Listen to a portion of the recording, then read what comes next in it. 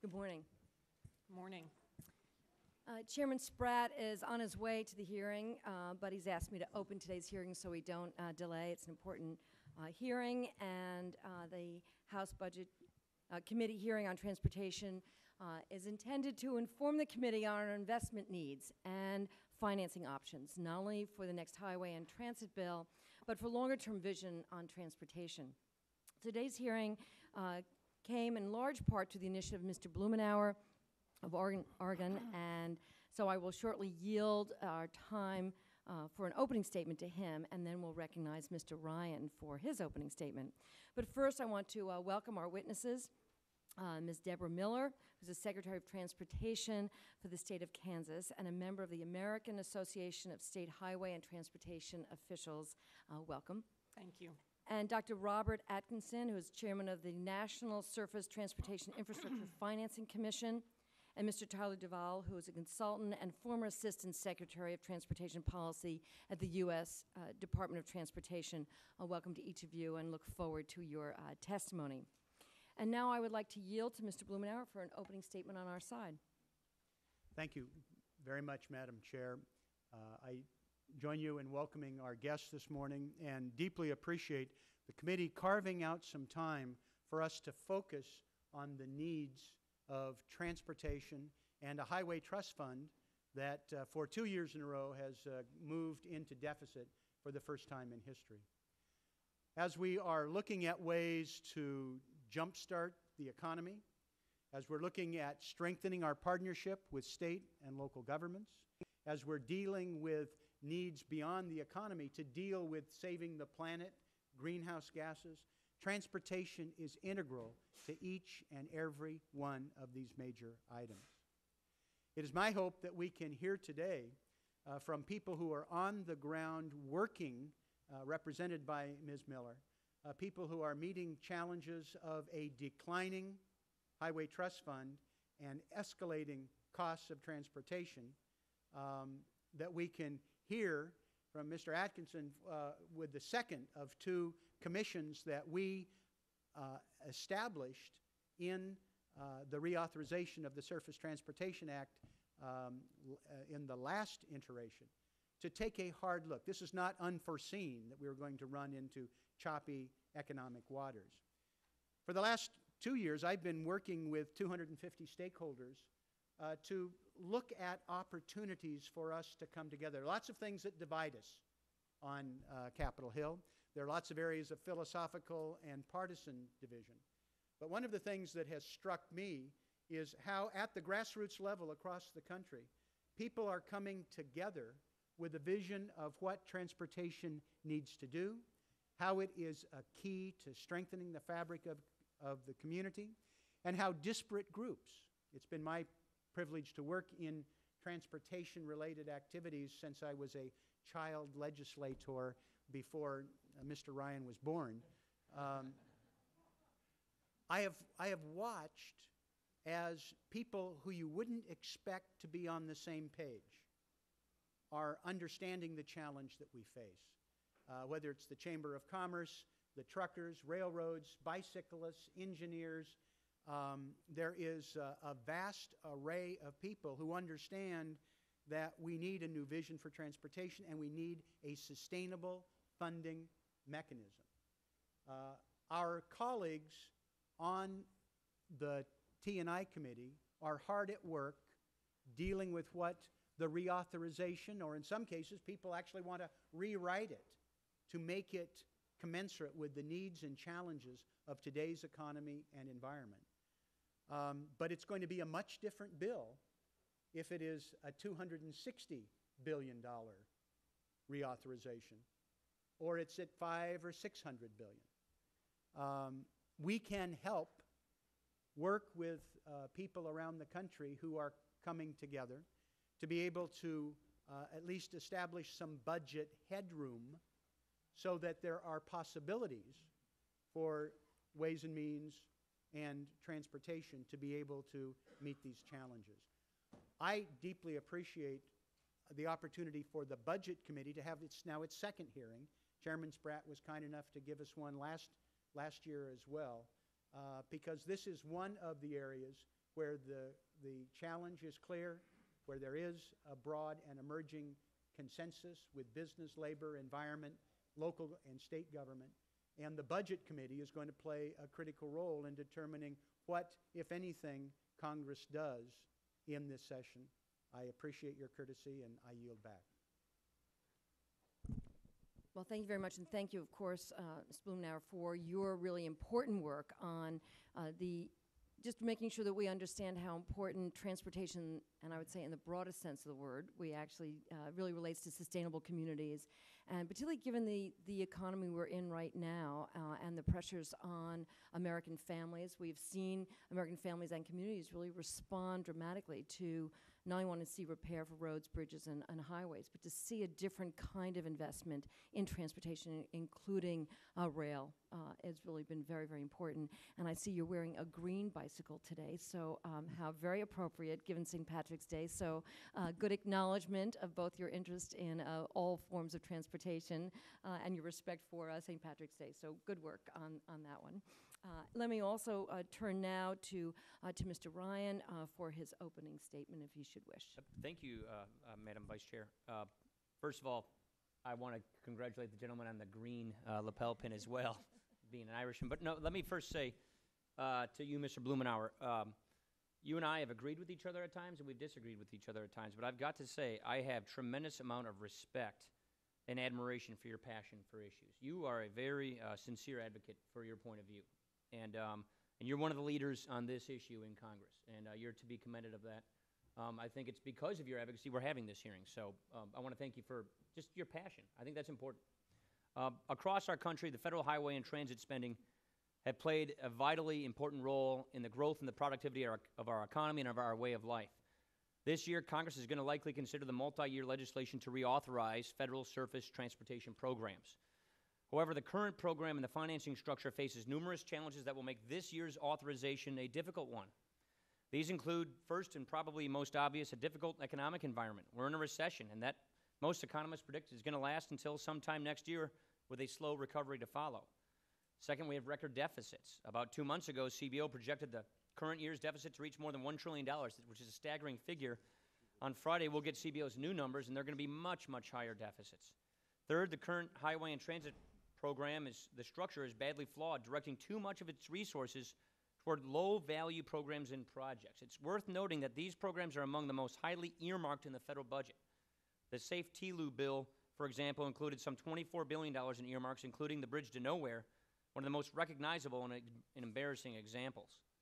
Finally, the current financing structure based on excise, fuel, and tire taxes can't even support the current levels of funding, much less those sought by members of Congress and stakeholders. Last year, Congress transferred $8 billion from the general fund to the highway account of the Highway Trust Fund to cover the shortfall, a departure from the user financing for the program. I think I share the gentleman's concern that we've got to find a financing mechanism that works. I believe we need a robust federal role in transportation, but I think we've got to fundamentally rethink what that role is. Is it using scarce federal dollars to build local toll paths, parking lots, and bridges that don't go anywhere? Or is it time we refocus transportation spending, take it back to its roots, to help build a well-targeted, high-return projects that benefit the economy and the country at large, and in a way that is both transparent and cost-effective? I believe this is a critical discussion for every member of this committee, Republican or Democrat, and I certainly look forward to hearing from the witnesses on this matter today. Thank you. Thank you, Mr. Ryan. And I did want to yield for just one moment to Mr. Connolly. Wanted to welcome some guests that he has.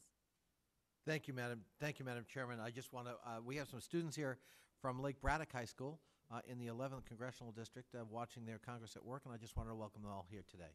Thank you. Thank you, Mr. Connolly. And now, Ms. Miller, if you would begin, and we look forward to your testimony. Of course, as you know, your full written testimony can be entered into the record, and so if you would summarize and highlight it for us, that would be helpful. Thank you. Happy to do it, Madam Chairman. Good morning. I am Deb Miller, Secretary of the Kansas Department of Transportation, and I'm Chair of AASHTO's Standing Committee on Planning. I appreciate this opportunity to testify because the budget assumptions this committee makes this year when you do your budget resolution will be the starting point as the House considers the new Surface Transportation Authorization Bill, and has already been referenced. We certainly believe that this bill has the potential to be historic in terms of the history of how we support transportation in our country. Even before we get to the issue of reauthorization, though, there are several key obstacles that stand in our way. First, as revenue to the Highway Trust Fund continues to lag expenditures, the $8 billion Congress transferred last September may not sustain the highway program through September of this year. Next, absent additional revenues to the Highway Trust Fund, spending will drop dramatically in fiscal year 2010. This may not be an issue if a new program is authorized by October 1st, but we also need to ask what happens to fiscal year 2010 spending if more time is needed to complete authorization. If this is the case, then interim funding will be needed to be provided in the third fiscal quarter of this year to assure that there is no interruption in the highway program in either fiscal year 2009 or fiscal year 2010.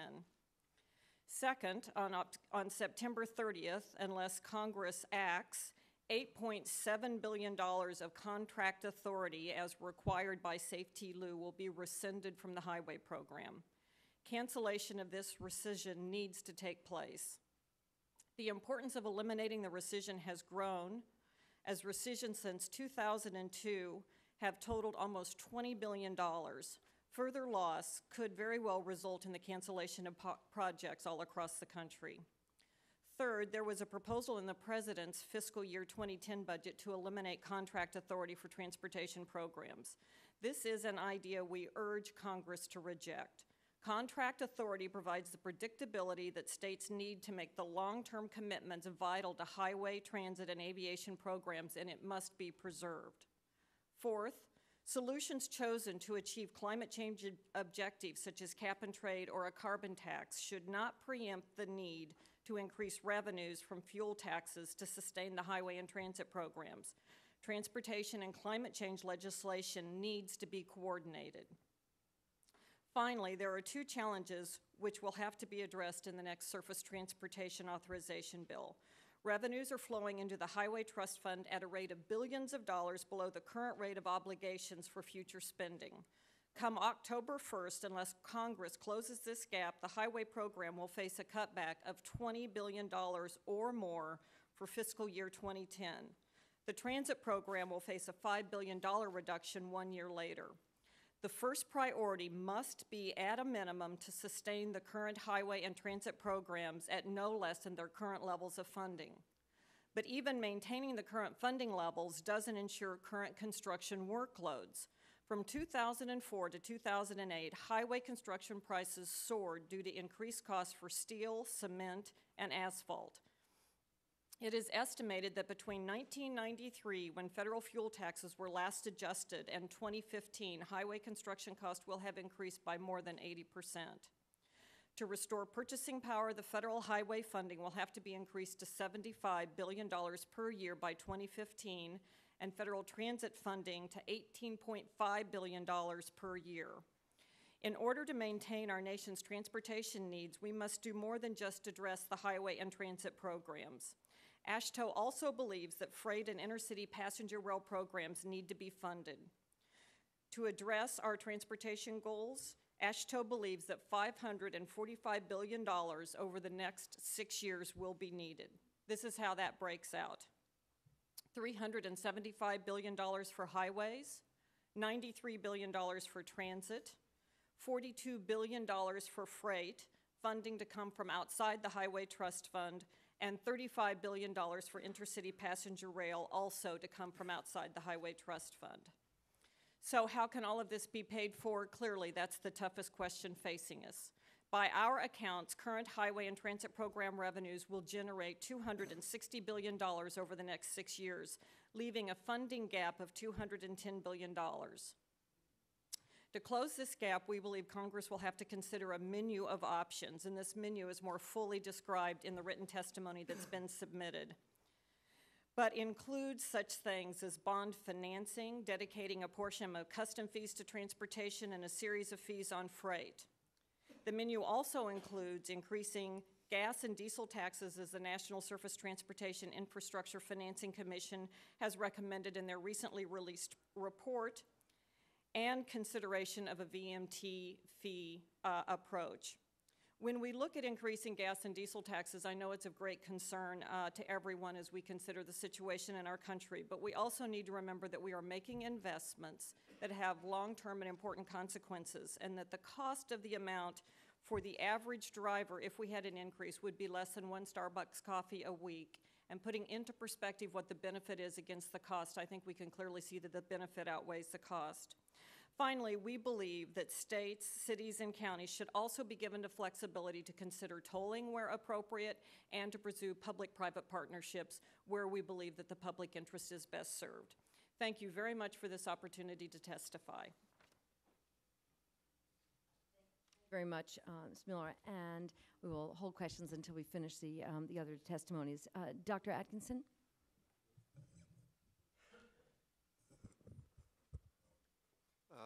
Thank you, Madam Chairman, and Mr. Ryan and members of the committee. I welcome the opportunity to present the results of the National Surface Transportation Infrastructure Finance Commission report, which we released probably about 3-4 weeks ago. There's an executive summary here, and it's summarized in my testimony. As you know, we were created in the last reauthorization in Section 11142, and we were given a relatively narrow mandate with a long-term view. The mandate essentially was, how much money do we need at the federal level to sufficiently fund the system? And secondly, how should we go about raising that money? We did not have a charge, nor did we look at issues around how that money should be invested, so we have not taken positions on should we fund particular parts of the system. There were 15 members who were appointed to the commission. They represent a range of different backgrounds, a different range of different political orientations. But the key factor there is that we came up with a consensus document that all of us agree to. And also I want to acknowledge Commissioner Kathy Ruffalo, who is here with us today, and also Tamar Hankin, who was staff director for the commission, and want to thank them and other commissioners for their hard work. As Secretary Miller alluded to, the core bottom line message is that we're simply not raising enough funds either at the federal level or the state and local level to sufficiently meet the needs of the system. We believe, we've estimated that to essentially grow, basically to meet the needs, we would have to add an additional $25 billion a year.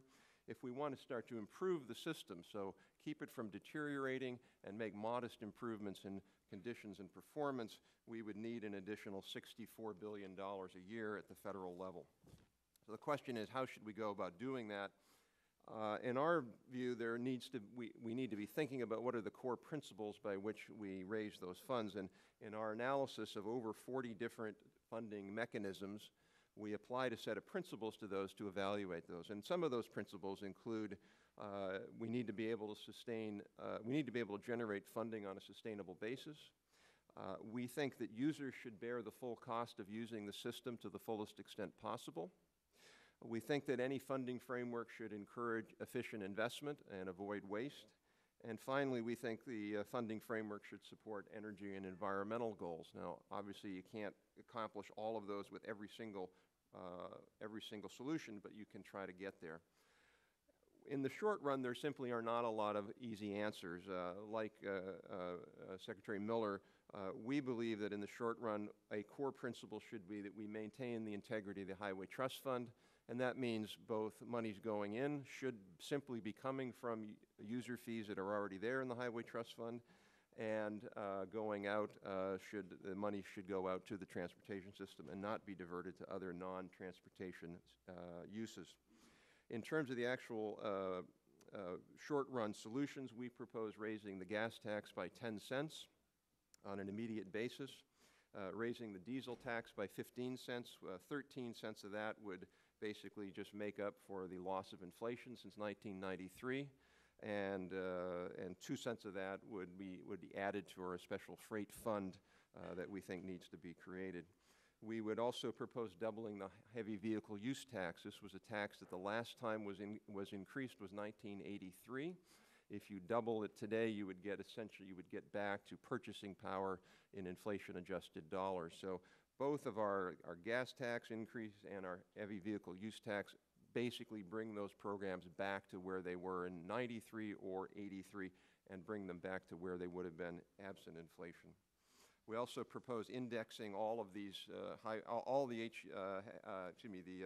Highway Trust Fund revenues, with the exception of truck sales taxes, indexed going forward to the CPI. That's, while we think important to do, that's not going to solve the problem, particularly in the long run. We think in the long run, our commission has come up with a pretty strong consensus that we believe that the best answer is moving to a VMT, or vehicle miles traveled tax system. For two reasons we say that. One is we think that the sustainability of fuel taxes to fund the system is eroding more quickly than many people believe. And it certainly could erode very quickly in unexpected ways. If, for example, there were significant electric battery technology breakthroughs that you could, for example, get 100 or 200 miles on a battery charge, you could see many, many consumers switching over, particularly for second cars, to an electric vehicle. No gas consumption whatsoever. They would be using the highway system, the road system, without paying any fees. While that's good for the environment, it certainly is not sustainable for the transportation system. But the second piece of this is, even if there were not a problem with regard to sustainability, we believe that moving to a VMT system is a better system because it's more of what we would call a direct user fee, whereas the gas tax is what we would call an indirect user fee. For example, when Oregon did a pilot program on the VMT, they did the Oregon Department of Transportation. They got a couple hundred volunteers. They asked them to participate in this. The program was a great success. They tested it technologically, et cetera. But one of the interesting findings of that report, of their final report, was that users of that system, even though they essentially paid the same amount in VMT that they paid at the gas pump in gas taxes, they used the system less. They drove about 9% less. And it's in some ways sort of irrational if you believe in sort of people are rational maximizers, respond to price signals. But what people actually are is they look at signals. And with a VMT, they knew they were being charged by the mile. It was in their mind that they were being, so they used the system more efficiently. They may have taken transit more. They may have done trip combining, a whole set of things. And when you look around the world at various studies of congestion pricing and other direct pricing means, you find that people do use the system more efficiently because of a pricing signal. So we readily acknowledge in this recommendation that it's some have concerns with it. Let me address two of the key issues, I think, and why we think they can easily be dealt with. The major concern people have with a VMT system is privacy. And there's a belief somehow that if you have the system that you will be transferring data about your trip to the government or whoever is receiving the funding. We strongly argue that that would be an inappropriate system design. You can create a system that only transfers the amount of money that you owe. This is what Oregon did, for example. When an Oregon driver went to pay at the pump for their gas, they only transferred the amount of money that they owed in the fee. So there was no, the Oregon DOT did not know, the Oregon Treasury did not know where someone drove. They didn't know when they drove. All they know is that they owed $4.12. We believe that you can design a system that way. It should be designed that way, because if you don't preserve Americans' privacy on this, it's first of all not a good system, and secondly wouldn't be accepted. So we do believe that you can address privacy. The second issue is with administration. We think that you can design and build a system that would be administratively efficient. But one of the things that we believe in in this reauthorization, there should be, we've recommended a number of pilot programs and studies to really beta test this, get it to the next level, get it ready so that in the next reauthorization, you all have the information you need to decide whether to go forward. I would just add two quick things on this. This is something other countries are already doing. The Germans are charging their heavy vehicles with a satellite-based VMT. A number of studies have shown it increased trucking efficiency in Germany. The Dutch are doing this in 2014. Every single car and vehicle, light-duty vehicle in the Netherlands will be paying by a VMT charge in 2014.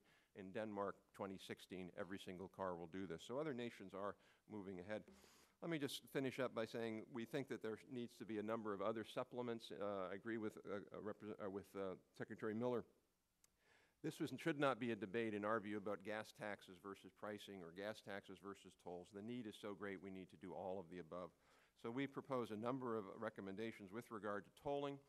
We would argue that we should allow tolling for new capacity, as well as tolling on interstates, existing lanes for congestion relief in metros above 1 million people. We would expand the Interstate Highway Reconstruction and Rehabilitation Pilot Program to 5 slots. In addition, we would propose that some of the monies, if there were an increase in the Highway Trust Fund, some of those monies go to a tolling incentive program to states and local governments so that they have more ability to bring toll projects online. And then we would also propose increasing the state state infrastructure bank funding, $500 million a year each year over 6 years, and raise the ceiling on private activity bonds from $15 billion to $30 billion. The reason we say that, even though those are essentially state revenues, is that the needs are so great, particularly for new capacity. When you build a new interstate or new lanes in a metropolitan area, the gas tax revenues maybe will make up about 15% of the costs. So you just simply cannot get there, particularly in metropolitan areas, adding capacity, whether it's road or transit. So with that, let me close and thank you for inviting us to present, and we'd be happy to help in any way as we go forward. Thank you very much. Thank you for your testimony, and appreciate some of your explanations, and look forward to asking all of you. Mr. Duvall? Great, thanks, Madam Chair and Ranking Member Ryan. Greatly appreciate the opportunity to appear before the committee today. Highway transit system finance, which was once considered a pretty uninteresting topic, has become a fairly important national policy debate in recent years. I'm not going to spend a lot of time talking about the 2009 issues, which we can talk about in a Q&A session, but I don't think the range of options are particularly great to deal with the shortfall you're going to be dealing with in about four to 5 months. I want to focus more on kind of long-term policy issues. The federal government, in my view, has a very unique opportunity to transform the nation's transportation investment strategy in the next authorization bill. Over the past 4+ years, to Congressman Blumenauer's point, the transportation policy community has achieved a very high degree of consensus about the need for major reform, and including many of the elements of that reform. That policy consensus, however, is not translated into a national political consensus, which is why we're talking today. I think it's likely that that will only happen when Congress, the Obama administration, and particularly America's business leaders really decide that reform is necessary and then agree subsequently on the implementation elements of that reform. Far too often, the transportation debate in the U.S. has really been consumed with discussions about symptoms, not causes.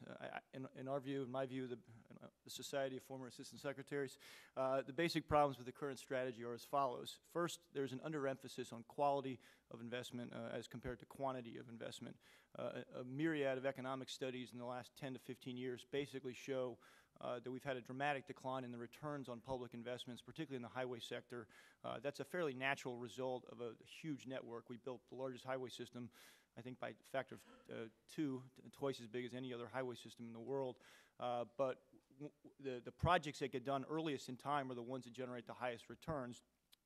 So it's a natural result of any well-capitalized network as you see returns decline over time. But that's not the whole explanation. I think what increasingly is happening in the United States, and earmarking's gotten a lot of attention, but I think earmarking is really just a part of the story, is that quantitative analysis, comparative economic analysis, using net present value calculations, something that every other country in the world that invests of the size that we invest in utilizes. So you look at the cost of the project, you look at the benefit stream over time, and you evaluate projects based on that metric. That is fundamental to every private sector entity in the world who invests in capital businesses.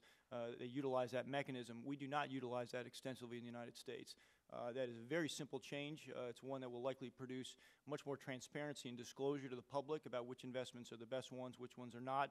And I think you can have a lot of disagreement about the benefits, but assuming we are talking about the same concepts, over time you will see a convergence of views on how to do adequate cost-benefit analysis for these projects. The reason this matters is because an annual surface transportation budget of $55 billion that produces 10% returns a year is going to produce far more public benefits than a program that's investing $70 to $75 billion a year, particularly since these are long-term investments. If you're looking at a 30 to 40-year horizon of benefits, it's pretty clear that if you have a flawed investment strategy, you're going to see a lot less bang for the buck than if you had a really good investment strategy. So I think it's really important that we talk not just about how much we're spending, but how well we're spending. And I would encourage you to look beyond the bridge to nowhere discussion. It's an interesting discussion. It's obviously focused a lot of people's attention on this problem. But the reality is the fundamental processes we use today, I think, are lengthy, which should produce better results, but in many ways is producing the worst of both worlds. So we spend a lot of time planning projects, but the outcomes of that planning process is not producing the right projects. I think the other really critical problem is that the federal government's current strategy is not leveraging additional resources. The CBO, GAO, has done analysis on the extent to which increases in federal spending crowd out state and local spending, and found that a meaningful percentage of state and local spending is crowded out in that process. If the federal government simply made a strategy shift and identified basically leveraging federal capital as a specific objective, non-federal capital as a specific objective with federal capital, actually similar to what Secretary Geithner is talking about when he talks about the Treasury programs that will be unveiled in the next week or so, bringing in additional capital, reducing risk for other investors. My sense is you would see a flurry of investment activity in the United States. There's a lot of pent-up demand to invest in U.S. infrastructure, but the federal program today is not currently constructed to unleash that capital. This is, again, a fairly simple policy change, and the reason this matters to this committee is that, again, if you're talking about a $50 billion investment, if it produces, a total of $130 billion in investment, that's a big difference than if it produces $250 or $300 billion. And we are here at this point in time, I think, capable of unleashing that sort of capital investment in U.S. transportation systems. There's little question also that in addition to kind of unleashing capital inadequacies in the current program, the current structure is really not driving system efficiency. So you got the upfront capital investment, that's a bit flawed in how we do it today, or fairly flawed, but it's also not driving operational efficiencies once we do invest. In fact, the federal government asks very few questions about how systems perform once they've been invested in. This is a problem both on the highway side and the transit side. And I think virtually every economist and independent expert that has looked at this issue has concluded, as Rob has just testified, that the highway system in the United States is wildly mispriced. The charges on people who use that system bear little or no relation to the cost of using that system. Nowhere is that more true than here in the Washington, D.C. area, in Los Angeles, all of the major metro areas. You're talking about a dramatic mispricing of highway capacity in the United States, which is producing all kinds of economic distortions, environmental impacts, and this is a policy consensus. Back to Congressman Blumenauer's point, I think that if you rack and stack the entities in the United States that have talked about this issue and have basically agreed, you've got the GAO, the Brookings Institute, the Washington Post, New York Times editorial page, the Cato Institute, Environmental Defense, NRDC, the Reason Foundations, EPA and US DOT experts, and now President Obama's budget. That is a powerful bipartisan group of people that are saying a lot of the same things about the nature of this problem. The difference is we just have not gotten that bipartisan policy consensus to translate into a political consensus, and hopefully that will happen in the next authorization bill. A couple of potential policy responses that I think could get done in this next authorization legislation. I don't want to spend a lot of time on this, but I think it's helpful to think about kind of what does that mean in terms of specific proposals, what I've just said. One, I would really reform existing programs to establish meaningful reward components for project sponsors that use federal grants to attract other investment and to operate systems more efficiently. Federal grants are really powerful when they're used to drive state and local reform. They're not particularly powerful when they're just used as a handout without performance strings attached. We ran a nationwide competition in the last administration with a very small amount of federal dollars. It produced sweeping proposals from metropolitan areas in the United States to do different things with pricing, with transit, and with technology. Very small amounts of federal dollars produce a lot of state and local change, and I would encourage you all to think about that when crafting the next piece of legislation. The other thing I think that's important is I think the federal government should start to rely more extensively on loans and other credit assistance, not just grants. The department operates a mini infrastructure bank today called the TIFIA program. That is a very powerful tool to leverage a lot of additional capital without a lot of cost to the federal taxpayer. I think you can make that program even more friendly. You can make the credit terms even more favorable to state and local borrowers. But do not lose sight of the opportunity to use federal credit, not simply grants, to drive change at the state and local level. The other thing I think, as I mentioned previously, we really need to reform the transportation planning process to utilize economic criteria. Too often it's politics, relationships, and other non-economic criteria that are driving a lot of these investment decisions. I think the planning process at a minimum should disclose for the public ranking these projects using clear, transparent data on a mode-neutral basis. We should not at the federal level decide this investment's good over this one simply because it happens to be a certain mode of transportation. We should be indifferent to that, invest in what works, and not invest in what doesn't work. Let me just conclude by talking real quickly about a VMT tax. Rob mentioned that his report, which is a great report. I encourage you all to read that, at least the executive summary. You know, it is a VMT tax is getting all kinds of attention. I think there are great benefits to it, and it clearly changes the current course we're on, which is a push towards fuel efficiency and economy, but it reverses the problems associated with fuel economy producing fewer revenues. But if you don't use differential pricing as a part of it, it's not clear that it delivers benefits in excess of the gas tax. I think you've got to have a tailored charging system.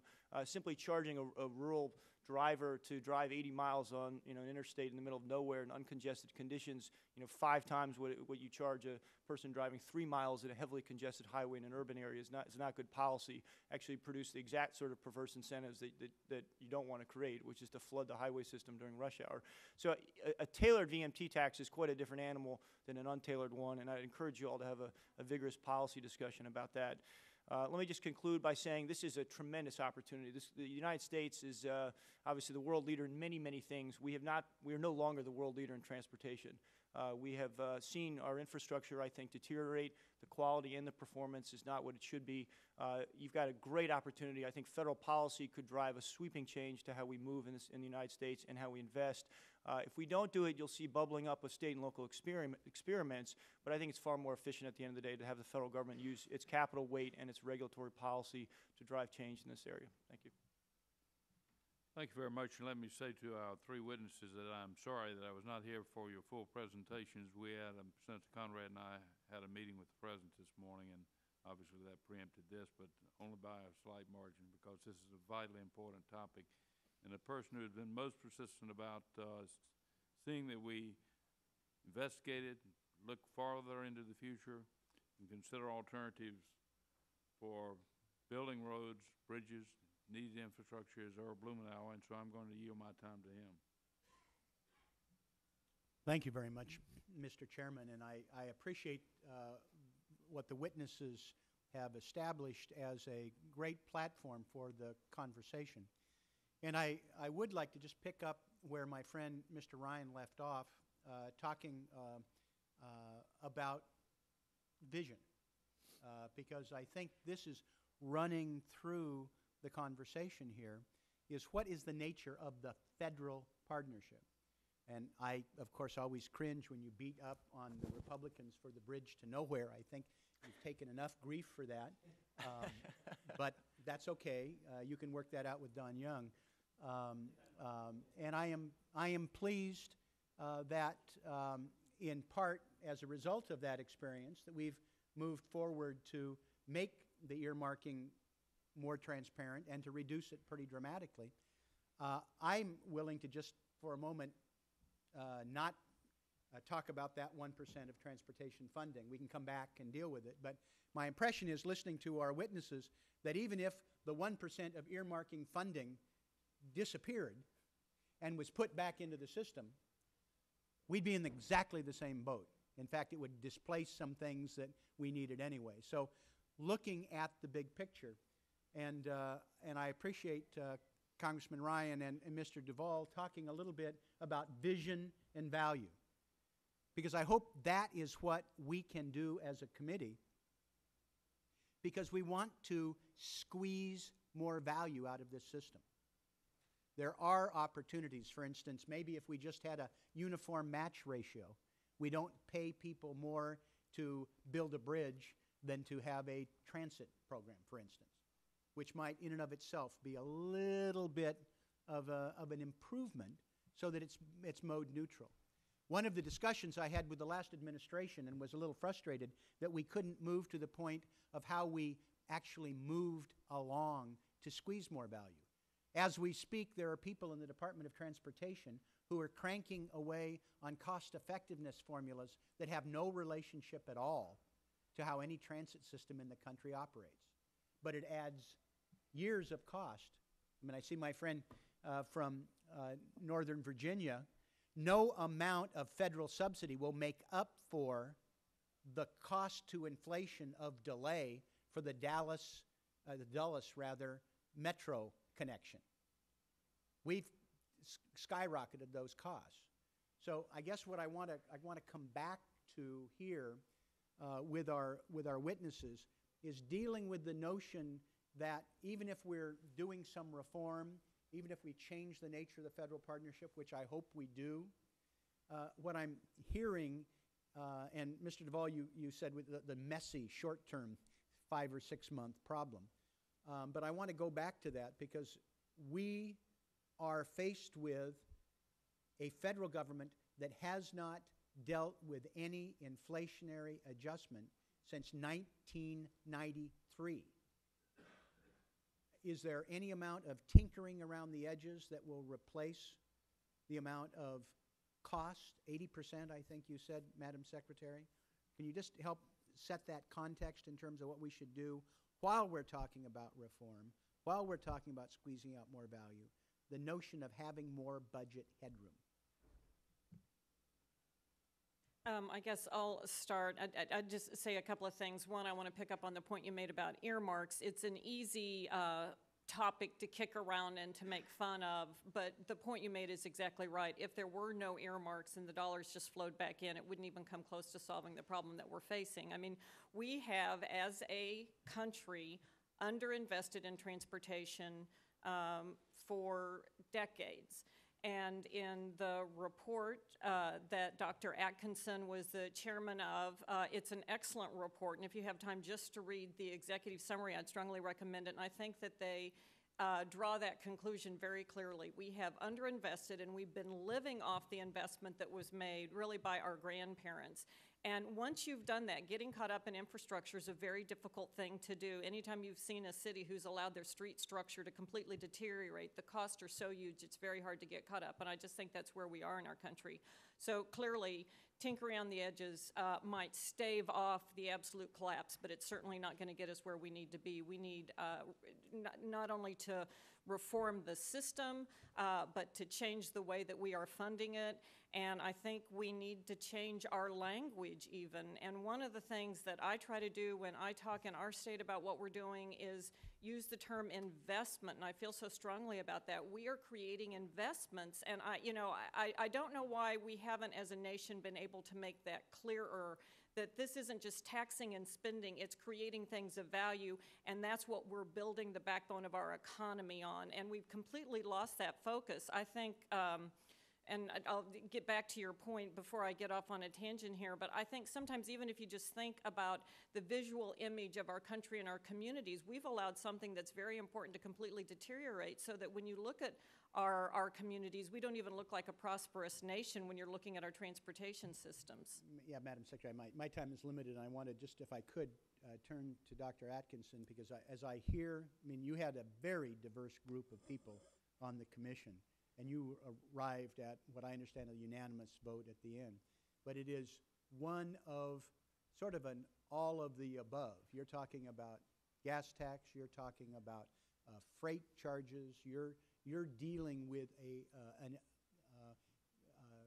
Ms. DeLauro's vision of an infrastructure bank. You have all of these that in your judgment are necessary. Do I have that right, to make up for 16 years of just sort of on cruise control? Yeah, I mean, one of the first and most striking, I think, findings for our group was when you just looked at the need. There's a chart we have on page 3 of the report, and it has the cumulative funding gap. If you just want to maintain the system and make modest improvements through 2035, and there's no revenue change now, there's a $2.7 trillion gap. So we can have a discussion about efficiency versus more money, or this versus that. At the end of the day, there has to be more money. I'm a big believer, as Tyler alluded to, in efficiency. The system isn't as efficient by any means as it could be and should be. But we have to also have more revenues. And we went through a lot of different options, Congressman, and there were many that we rejected for a number of different reasons. But we did, the ones we picked, we thought there needed to be all of those together. So part of the, I would say the challenge in this debate is there are some people who say only gas taxes and no tolls, or other people are no gas taxes, only tolls. The magnitude of the problem is so great in our view that we really need to be focusing on all of that right now. Mr. Chairman, I want to express my appreciation for your willingness to have this hearing and for us to just sort of put on the table. I think there are a wide range of areas in the budget that we're going to have different fault lines. I hope that this is one area where people from different philosophical, partisan, and geographic areas can come together to represent the same sort of consensus and need that we're hearing from each and every one of our communities and from the broad cross-section of business, labor, environment, that this is an area that we need to move forward. I appreciate your courtesy to allow us to explore it here this morning. Thank you, Mr. Blumenauer. Mr. Ryan. Thank you, Chairman. Thank you, Mr. Blumenauer, as well. Mr. Duvall, I want to ask you a couple questions about the VMT. I'm fairly new to this issue in that I haven't read your executive summary, and I've only heard about these. So I want to ask you, just sort of give me the VMT 101. How are these systems designed to protect the privacy concerns you mentioned, which I clearly share? How does the mechanism work? How does it work literally at the gas pump and all of that? Walk me through it, Sure. the system, will you? The way it would likely work is you would have what's called an onboard unit, an OBU, that would be on the car. Installed by the manufacturer? Ideally installed by the manufacturer. Yeah. And this unit would have several parts of it. It would have a clock, so it would know what time of day you're driving, and it would have a one-way receiver to know where it is your car is. So your car would know where it is. No one would know where your car is. That's a very critical point. Right. There is no way a system like that can be done so that if it's a one-way system, there's no way anybody can know where your car is. The only way someone could know where your car is if they could read the data on your onboard unit. So what your onboard unit would have would be a clock. Cell phone. You actually, when you have a cell phone, Verizon actually knows where I am right now within about 30 yards. By the way, when you have a toll transponder, this actually could be a system that's much more private than the current toll transponder system. When I go over the Bay Bridge at 5 o'clock on a Friday, the state of Maryland knows that that someone in my car went over that at 5 o'clock. This system would not pass that information along. It would just simply say you owe the state of Maryland some It would be money. designed so that it would just be technologically impossible for that Yes. information to be passed Now, let me just walk through to be specific on that. The other component of this OBU would have essentially a pricing table in there. So it would have a table that says if you're driving on the Beltway and it's at 8 in the morning, you're going to pay this rate, and if you're driving on a rural road in the middle of the night, you'll pay this rate. That all gets put together, and so there's a series of charges. And by the way, the other piece of this we would envision would be state governments could also piggyback on top of this.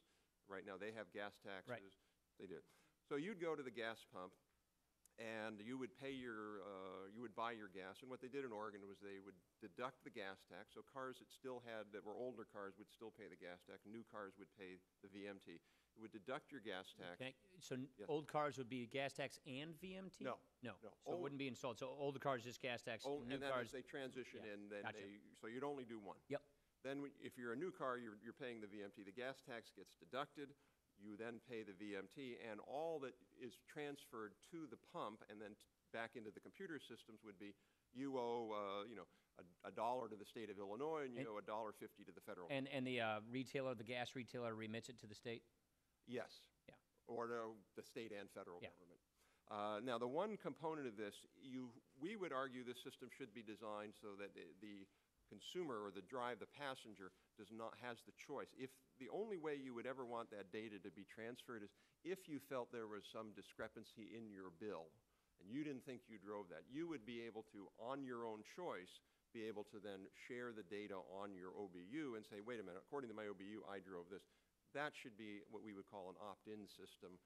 Only the passenger would have, only the driver or the car would be able to make that choice. But when you're filling up, I just want to understand the Sure. So when you're filling up, the OBU, there's a scanner or a reader on the pump that reads the OBU, and transfers that into the price of the gas bill. Correct. Okay. And deducts the gas tax. And deducts the gas tax. Older cars, just the gas tax. Correct. Newer cars with the OBUs on it, deduct it from the gas tax. The retailer remits it back to the state and the federal government accordingly. That's correct. And when you're saying piggyback, having states piggyback on the feds, are you saying that states set their own, because each state has a different level of gas tax, each state sets their own rate, piggybacks their own rate on it? Yes. So when I take my family to, Florida, I'm going state by state by state, I am paying that state's fee when I go through that state? That is correct. Okay. Just as you would pay that state's Right, fee so you when I buy go the from gas. Wisconsin and I cross the Illinois border, I am then paying the Illinois rate as I drive through Illinois? That's correct. Okay. I would just add one other piece, that we strongly recommend that any system be fully transparent and display on a display device the actual rate you're paying, Yeah. and also put this on the internet so people could, for example, So go they can on, plan their trips accordingly. plan a Yeah, trip, and yeah. you're going to know how much you're going to have to pay for that trip. And you're saying different rates for different kinds of, so if I want to take the loop around Chicago, that's going to be one rate. If I want to take rural roads all the way around, that's a different rate? That's how you envision this? That would ultimately be decided by each individual state if they chose to do Okay, that. but the feds would just be a flat, That would be a flat rate. We recommend on the federal system that the federal rate only apply on the national highway system. That's obviously a policy question. It could apply on all roads or just the NHS. But the state rate, or there could be a local rate. Some localities have gas taxes too, for example.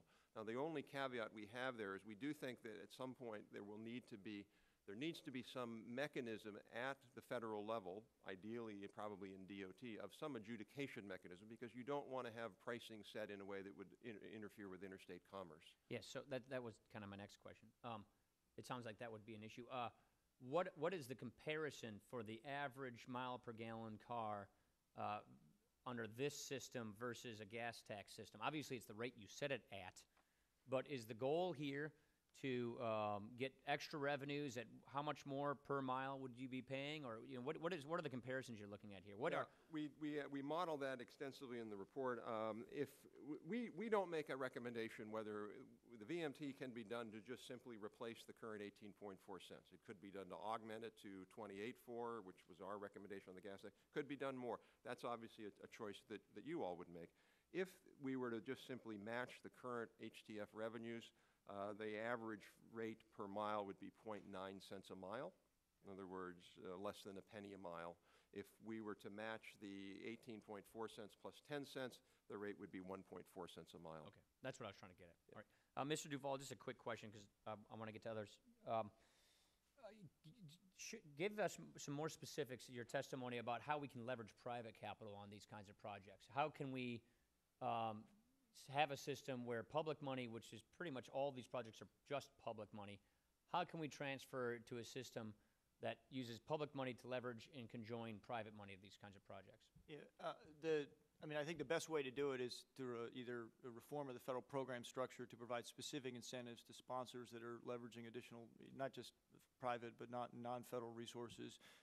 Private capital is going to come into the U.S. infrastructure in two forms, mainly equity capital, in which the investor gets some sort of operating or rights to a revenue stream, or rights to a revenue stream directly from the facility, a toll road, or some other direct payment mechanism. But it also come in through credit markets. And obviously what's happened with credit markets in the last 6 months is seriously impaired, I think, the valuations of a lot of U.S. infrastructure assets, as along with everything else.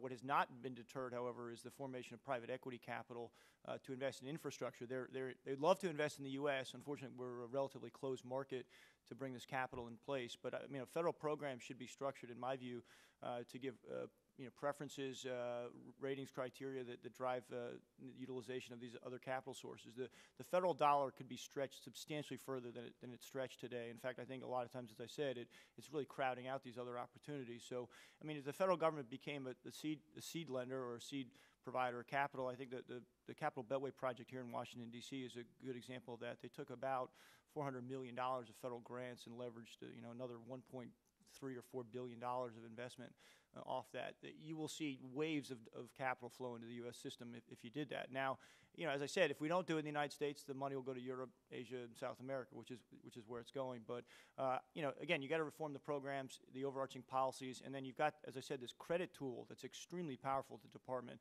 Very patient lending terms, 30 to 35-year terms, very cheap principal and interest payments, deferral of those payments over long periods of time.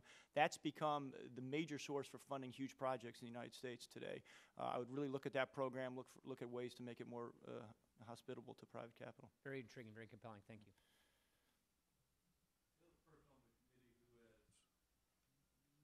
Been a persistent supporter of public works in general and an infrastructure bank in particular is Rosa DeLauro, and she has to leave for a leadership meeting, and for that reason I'll recognize Rosa at this point. Mrs. DeLauro. Thank you very much, Mr. Chairman, and thank my colleagues and thank the panel.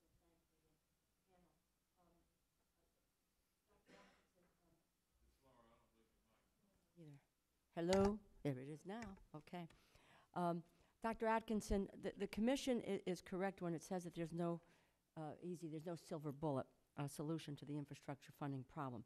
The commission made many recommendations, but at its heart suggested a shift, as I understand it, from our current funding approaches based largely on indirect user fees, the gas tax, and a new system based around direct user charges in the form of the VMT. In the short term, what I can gather is the commission recommends an increase in the gas tax to preserve the Highway Trust Fund until we get to a new direct user charge system. I think this represents a key and important change, but I'm not sure that the commission fully acknowledges that the capital markets, including central banks, pension funds, sovereign wealth funds, and others, they have a growing interest, as I think Mr. Duvall pointed out here. They have a growing interest in infrastructure investment, and that these sources of private capital haven't been fully engaged or harnessed to build new assets. Let me just say, there's an estimate 2006-2007, the world's 20 largest global infrastructure funds raised nearly $130 billion.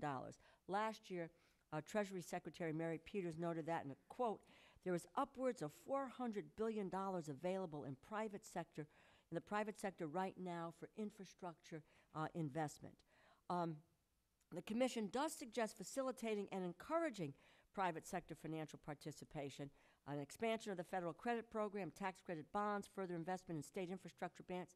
But it appears, and I may be wrong, that you're lukewarm to the idea of a national infrastructure a bank. And I do, and others we have legislation in this area modeled on the European Investment Bank that, in our view, harnesses private dollars and that we can put toward big projects like high-speed inner-city rail. How, in your view, can we best attract these substantial private dollars? What real changes can we make in the immediate term to move away from our current system, which is so reliant on the Highway Trust Fund, and look at these innovative ways in which we might, again, harness that private capital. And Mr. Duvall and Ms. Miller, if you care to comment, I would love to hear your comments as well. I don't know that Congressman Dwyer, I don't know that I would say we're lukewarm to the idea. I think we were suggesting some considerations that might be thought about if an NIB were to go forward. There's also one of the purposes of an NIB, at least from some supporters of it, is about project selection, and that fell into a category that we just simply didn't look at. We didn't deal with how the money is spent. So the question of how it's raised, you're absolutely right that there is an enormous ability to raise more. It may have not been, I take it where not the scope, but I think you might concur that with a new entity in place, you could take a look at a wide range of infrastructure projects across the spectrum. In fact, that whether it's environmental or energy or telecommunications, that kind of lifts it out of the current way in which we take a look at projects that are of national interest or for the common good. I'm sorry to interrupt. Sure, and that is one of the arguments, and again, we did not have a position on that simply because that really wasn't our charge to look at that.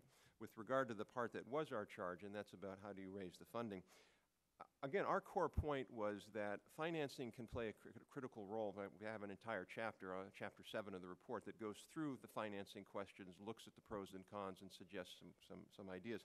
With regard to an NIB in particular, we would have really two main suggestions, if you will. One is if an NIB were to be created, in our view, it needs to consider the role of TIFIA and perhaps bring TIFIA into that rather than have two separate and perhaps competing entities.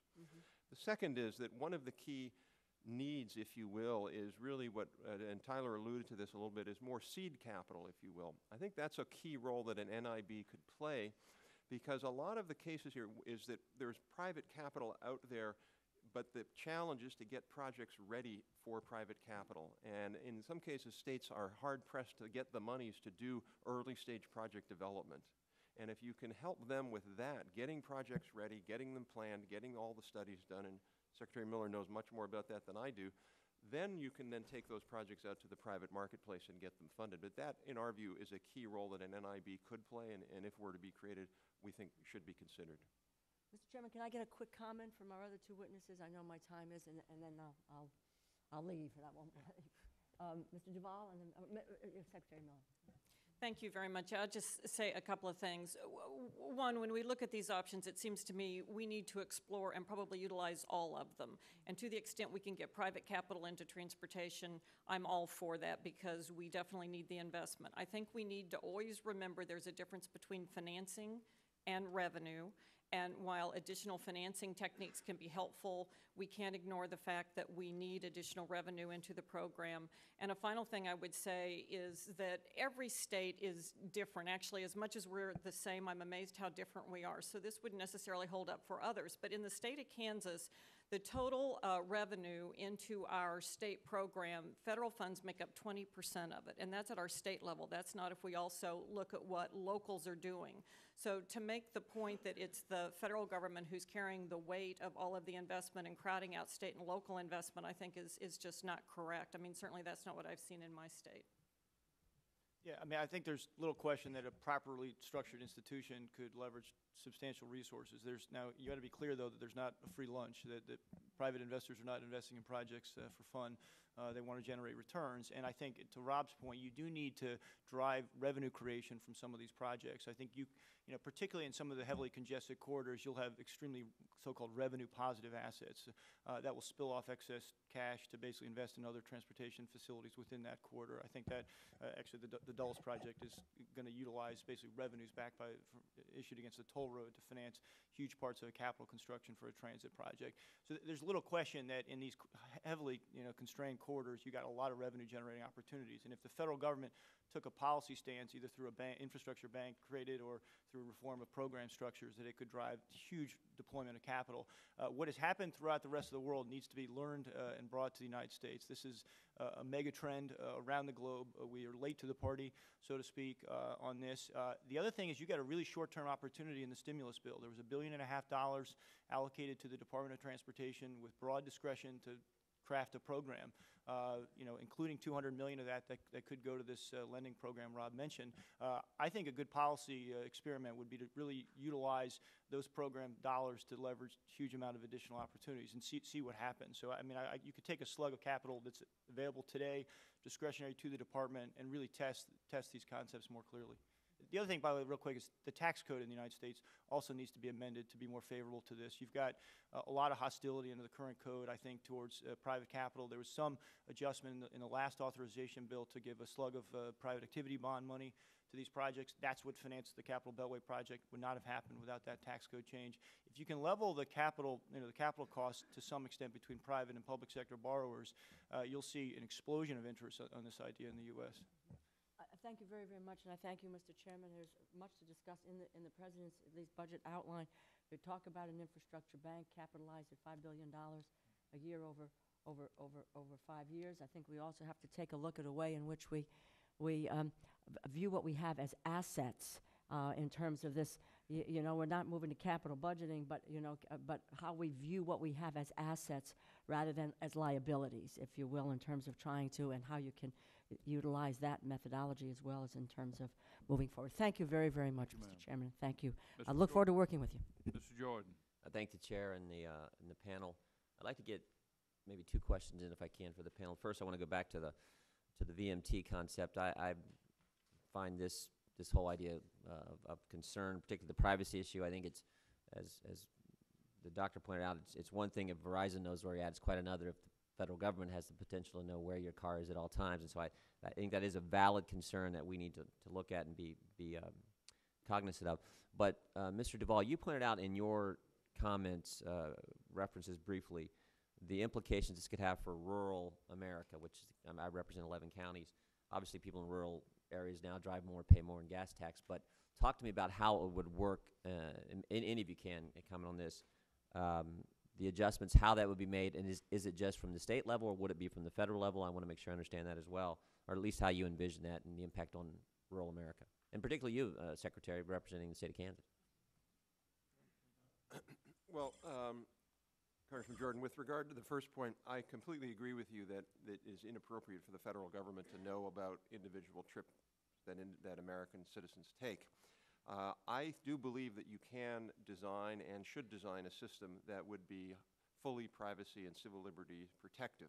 Now, that's not to say there won't be a political perception, a perception issue among Americans who will be concerned about this. But I think in the reality of it, though, you can build a system that you could even build a system if you wanted to, for example, that said under no circumstances can that data ever be transferred off the OBU. I mean, that could be a policy choice.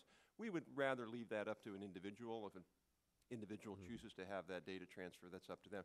But there was a Christian Science Monitor editorial on this, and it made the analogy, which I think is a good analogy, is when you or I watch NBC nightly news, our TV knows that it's receiving the NBC signal. NBC doesn't know that I'm receiving it. And that's essentially the same thing with this. With regard to the rural point, the rural concern, I think it's important to note, as you did, that if you're driving 80 miles in a rural environment to get to work and back, you're going to be paying a lot more in the gas tax than you would be if you were driving in a city and driving 10 miles a day. I don't see why that would be any different, frankly, with a VMT. Okay. It would essentially be the same. The only difference really is vehicle choice. If rural users use more fuel-efficient vehicles, they would be worse off. If they use less fuel-efficient vehicles, they might be better off. Yeah, I would add to that. Coming from a rural state, this is certainly an issue that comes up. I think that there could be advantages, quite frankly, when I think about how it could play out. I think that our citizens would welcome the idea that when they're driving on a rural two-lane roadway, the per mile charge would be less than when they're driving on an interstate roadway or on a congested urban interstate. So I think certainly the rural issues could be addressed, and could be addressed in a way, quite frankly, that would be beneficial. Is it your vision that would be done at the state level? Federal, I mean, how would that work? Well, I have to say, I think there are a lot of issues that still need to be teased out of this and figured out. As a state person, what I would hope ultimately is that the federal government would lead, that would have a VMT taxing system that would be available then to states and locals, and that would all have the opportunity. Because I want one quick question, then I want to come back to the Secretary for the second question. Yeah, I mean, I think there is a concern that, as Rob mentioned in his testimony, that the objective should be to charge people the true cost of driving. Driving along an uncongested rural interstate for hours and hours in a very light passenger vehicle imposes very little cost on the system or to other users. So, I mean, the pricing mechanism should be tailored towards the cost you're imposing on the system. And so I think there is a concern of a national VMT that's not adjusted for those issues. I want to move to high-speed rail. This is an issue in our state. Our governor is looking at doing this, putting money, both stimulus dollars and state transportation dollars. I'm getting comments from some of our local officials, some of our mayors who want to do it. Frankly, I'll be honest up front.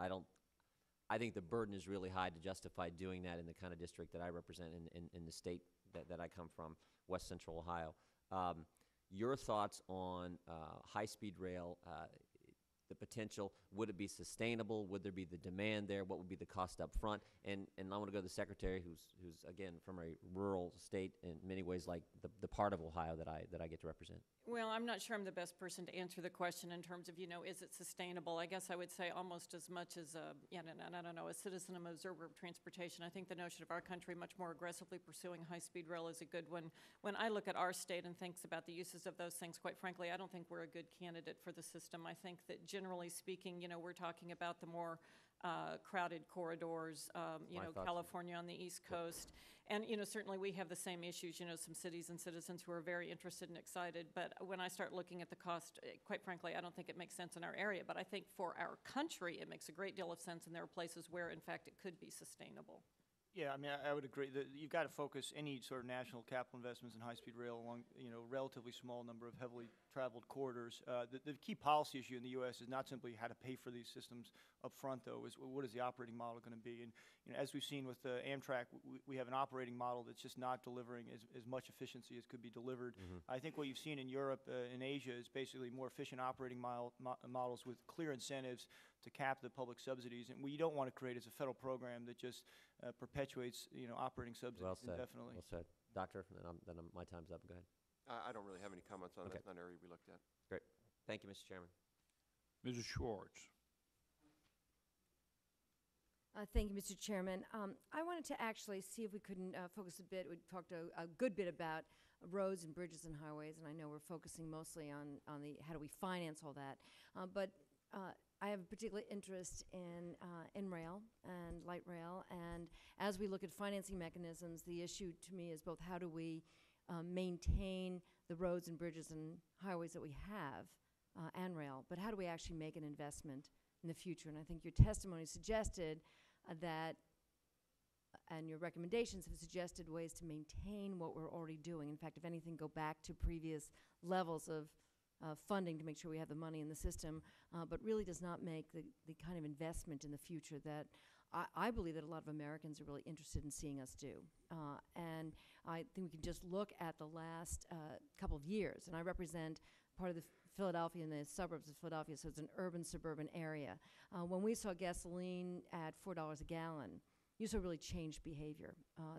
We had an increase of overall 5% increase in use of public transit, but at the height, there were times when it was almost 20% increase in the use of our public transportation system, and we were almost over capacity. The system almost was using old cars that they weren't so sure they should use, and not sure they could meet that capacity. So I assume you agree that we have an over-reliance on foreign oil. So one of our goals here is to figure out how we can both fund our system but also reduce our use of oil for a variety of reasons, and that does mean rail. So I really wanted to just ask about how I guess ask both the Secretary and then ask Dr. Atkinson too, just to comment particularly on how public transit could be positively affected, because for many Americans who sit in traffic every day, lose literally time and dollars every day, and certainly over the course of a year, as well as the high cost of fuel and using their cars. If you could actually speak to how financing mechanisms, whether they're adequate to the task of really making the kind of investment in rail that we currently have and potentially light rail systems in the future that are proposed, and everyone always says, too expensive, we can't possibly do. But if we actually are going to end our reliance on foreign oil, if we're actually going to reduce the use of oil overall, because the planet requires it, and reduce costs to American families over time, could you speak to how your proposals and your thoughts would relate to really making the kind of investment in rail in this country that we have yet to do? You want to start, Secretary Miller? Yeah, I'd be happy to. Well, the AASHTO proposal does contemplate exactly what you said, that we need considerably larger investments in transit generally and in a high-speed rail network specifically, and we've recommended $35 billion in a 6-year reauthorization cycle. I think there's been a tendency in our country, for whatever reason, to kind of talk in terms of either-or terms. You either support transit or you support highways, and that's, quite frankly, nonsensical. We have underinvested in both. We need both. Enormous investments in transit would still not change the fact that we need additional investments in highways, nor would additional investment in highways negate the need for transit. And I think you're exactly right. To the extent we want to both move away from foreign oil sources and deal with climate change issues, we're going to have to see increased investment in transit. I think it's important for our country. Tyler made the point, and I would concur with it, that one of the things that I think you really do see, even from people who come from a lot of different ideological places, there is actually a great deal of agreement around these transportation issues. And so I think we can get to an agreed vision. I think figuring out how to fund it becomes a more complicated one, but transit clearly has to be a part of whatever we do. Right. Dr. Atkinson, and then Mr. Duvall, I ask you to weigh in on this too. Yeah, and Congresswoman, as I alluded to before, I'm not in the position really to comment on what kinds of investment we should be making, whether it should be high-speed rail or not. One of the things our commission did agree to, though, is that the increased funding should go to transit, should go to highway, should go to making the system work better. I think one key point, though, is as we found in our study and looking at a lot of different studies around the world and in this country, the system, driving is essentially underpriced. So in the 1970s, the average driver, the amount of funding for the entire system that came from user fees, in other words, gas taxes, car registration fees, and tolls, was around 74%. Today, it's about 60%. So in other words, what we're really doing in this country is we're subsidizing driving at the same time we're working to reduce greenhouse gas emissions. That's why we think it needs Which is inconsistent. It's completely inconsistent. It's Right. like the policy 10 years ago when we were I hope I don't offend any members, we were subsidizing tobacco but trying to get people not to smoke. An inconsistent policy at best. Somewhat what we're doing today. And I think a key there is if you I hope we're not doing that anymore, but anyway. we're not doing it anymore. If you think about one of the advantages of a VMT or pricing is that it basically lets people pay more of the full cost of what they're using. And that's why a number of studies show that if you move towards VMT, what you get is an increase in transit or other modes because it now becomes more economical. They're paying their full share. So the whole cost-benefit analysis that a family or an individual might make starts to be, it changes. It changes. If you actually can make sure that it's it's a level playing field, at least, Exactly. if not, in fact, a cost-benefit to be able to, and I think you're right, we have to look at the policy as we create it, that we don't actually highly subsidize roads, bridges, and highways and encourage highway driving when, in fact, there is an option. But people need to have a reasonable option, Right. and they need to see it both financially, but they also need to know that the system is well-funded enough to get close enough to their homes and to actually also be comfortable when they're using it, and safe and reliable, and all the things we know take some dollars. I'll just make one quick last point to that point. We strongly advocate that people should be paying the full cost of it, but we don't argue. There's some people who would argue, and I know you're not saying this, that we should price the system to force people off roads. We don't believe that. I think if we price it the My right constituents way, would not be happy with that, but you'll give right incentives. The last point would be one of our commission members is Lee Sander, who is the executive director of the Metropolitan Transportation Authority in New York, runs essentially the bridges and the transit system and the buses. And Lee is a very strong supporter of this report and this commission's finding, particularly on VMT, because he realizes exactly that point. This makes it a more economically viable system for transit. I don't know if there's a moment to, the chairman will indulge. Mr. Duvall, if you want to be very, very quick. I concur with the comments. Clearly, you cannot ignore highway demand when doing transit investments in the United States. The projections for demand for rail are driven a lot of times by the subsidies to the highway sector. And pricing a highway, as Rob said, though, is a pro-mobility strategy. It not only provides incentives for riding transit, but it also increases the performance of the highway itself. So you can handle a lot more capacity in a specific corridor using pricing. It really is a win-win policy. But we have pursued investments on this side on transit, kind of ignoring the fundamental problems in this side over here, the highway side, and it's just not a sustainable strategy. I just encourage you to talk about rail as you talk about all this as part of some of the solutions to the issues, particularly energy independence. Thank you. Ms. Loomis. Thank you, Mr. Chairman. I know that Mr. Jordan asked a question about rural highways, and I want to follow up on that. I'm from Wyoming, which is the lowest population state in the nation and the 9th largest in terms of surface area. We have absolutely no intrastate air service. We have no rail transportation. We are totally dependent on our highways. And Wyoming has 29 people per lane mile, while the national average is 128. Because of this, Wyoming's per capita contribution to the highway account is $314, and the national average contribution is $109.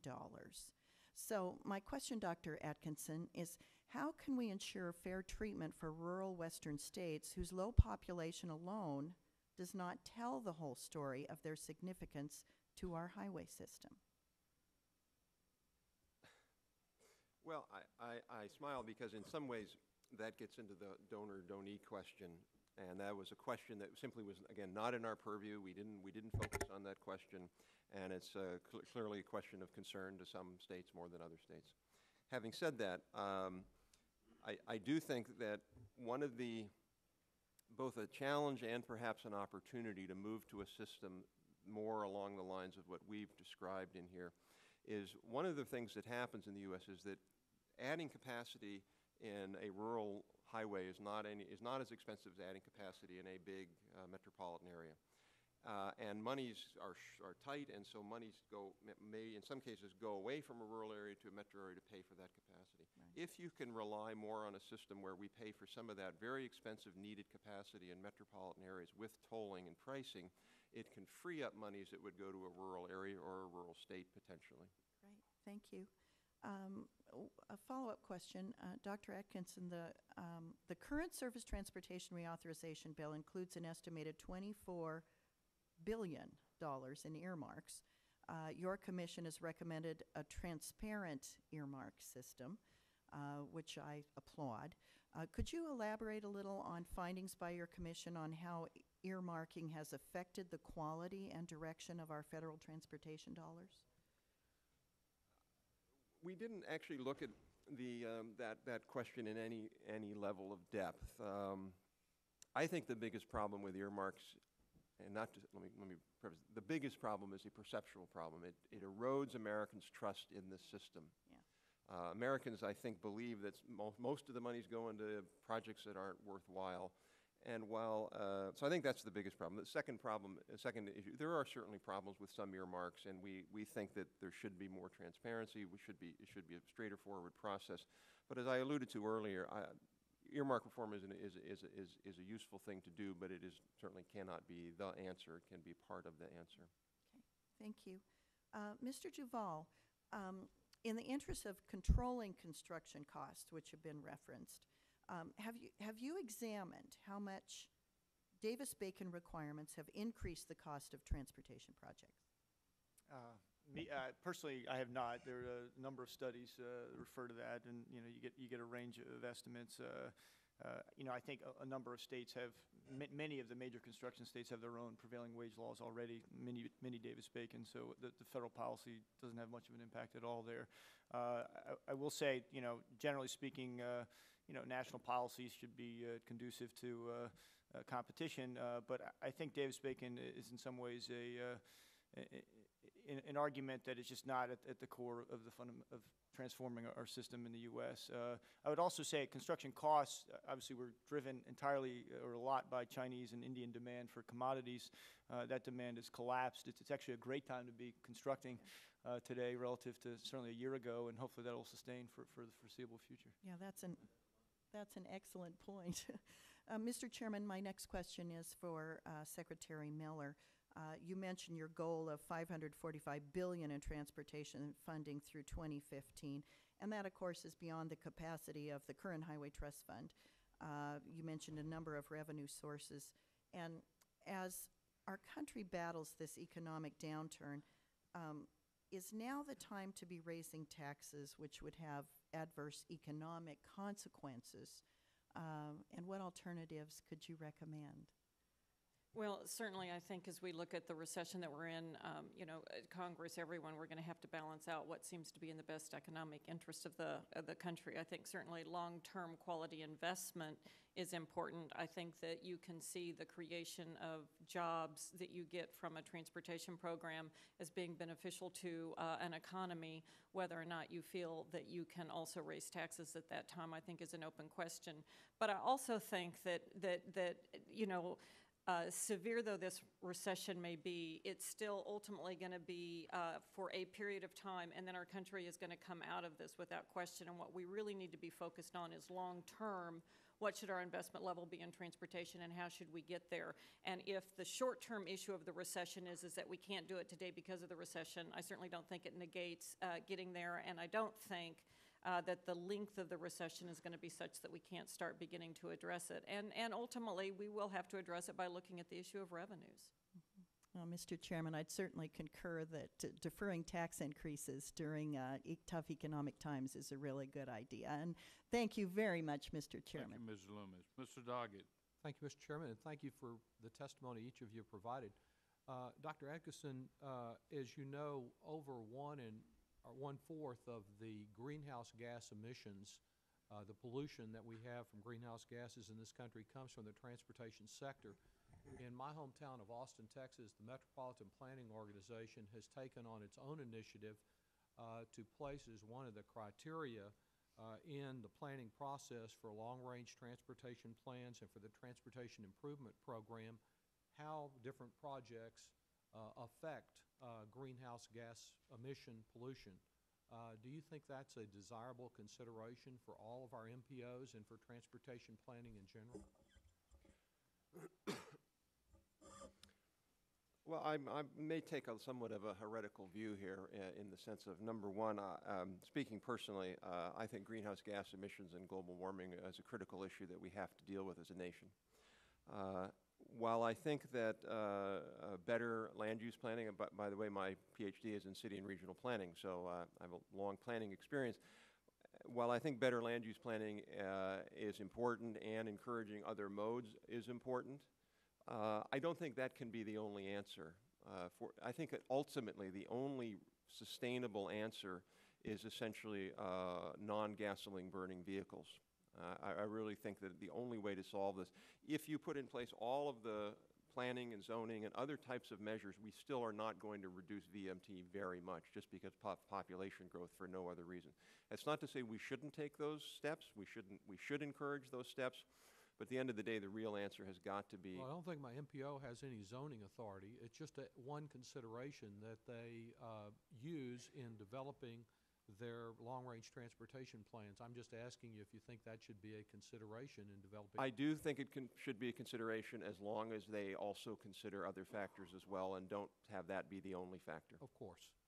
Secretary Miller, as you know, for the first time in the economic recovery legislation, we provided that some of the funds would flow directly to metropolitan planning organizations. Has there been any problem with that in Kansas?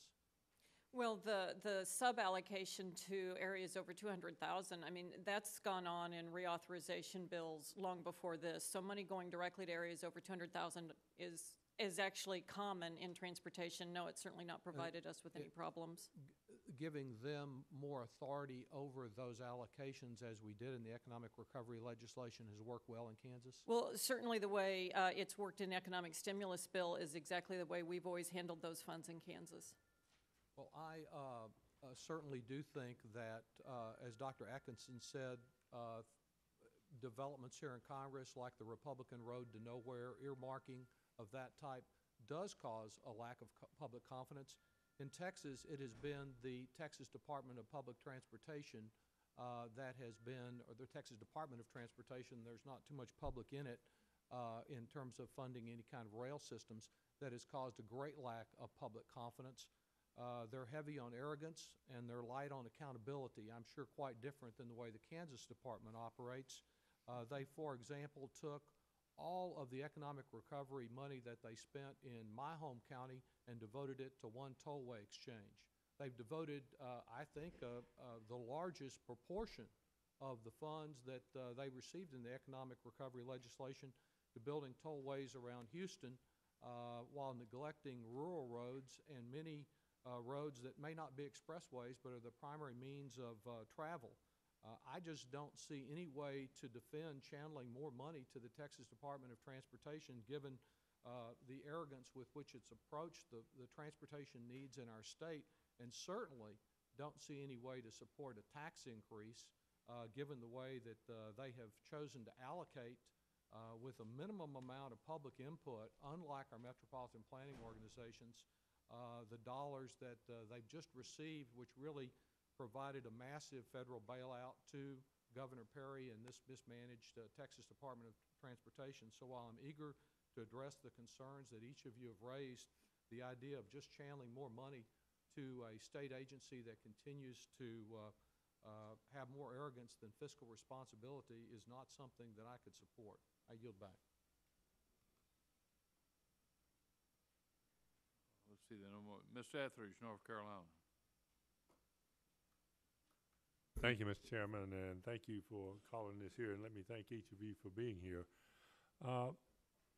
You know, it's when we start talking about our investments in infrastructure, we get a lot of support from a lot of folks. And my question, though, is one of the challenges, I think, one of the great challenges of when we start talking about the upgrading of our national infrastructure.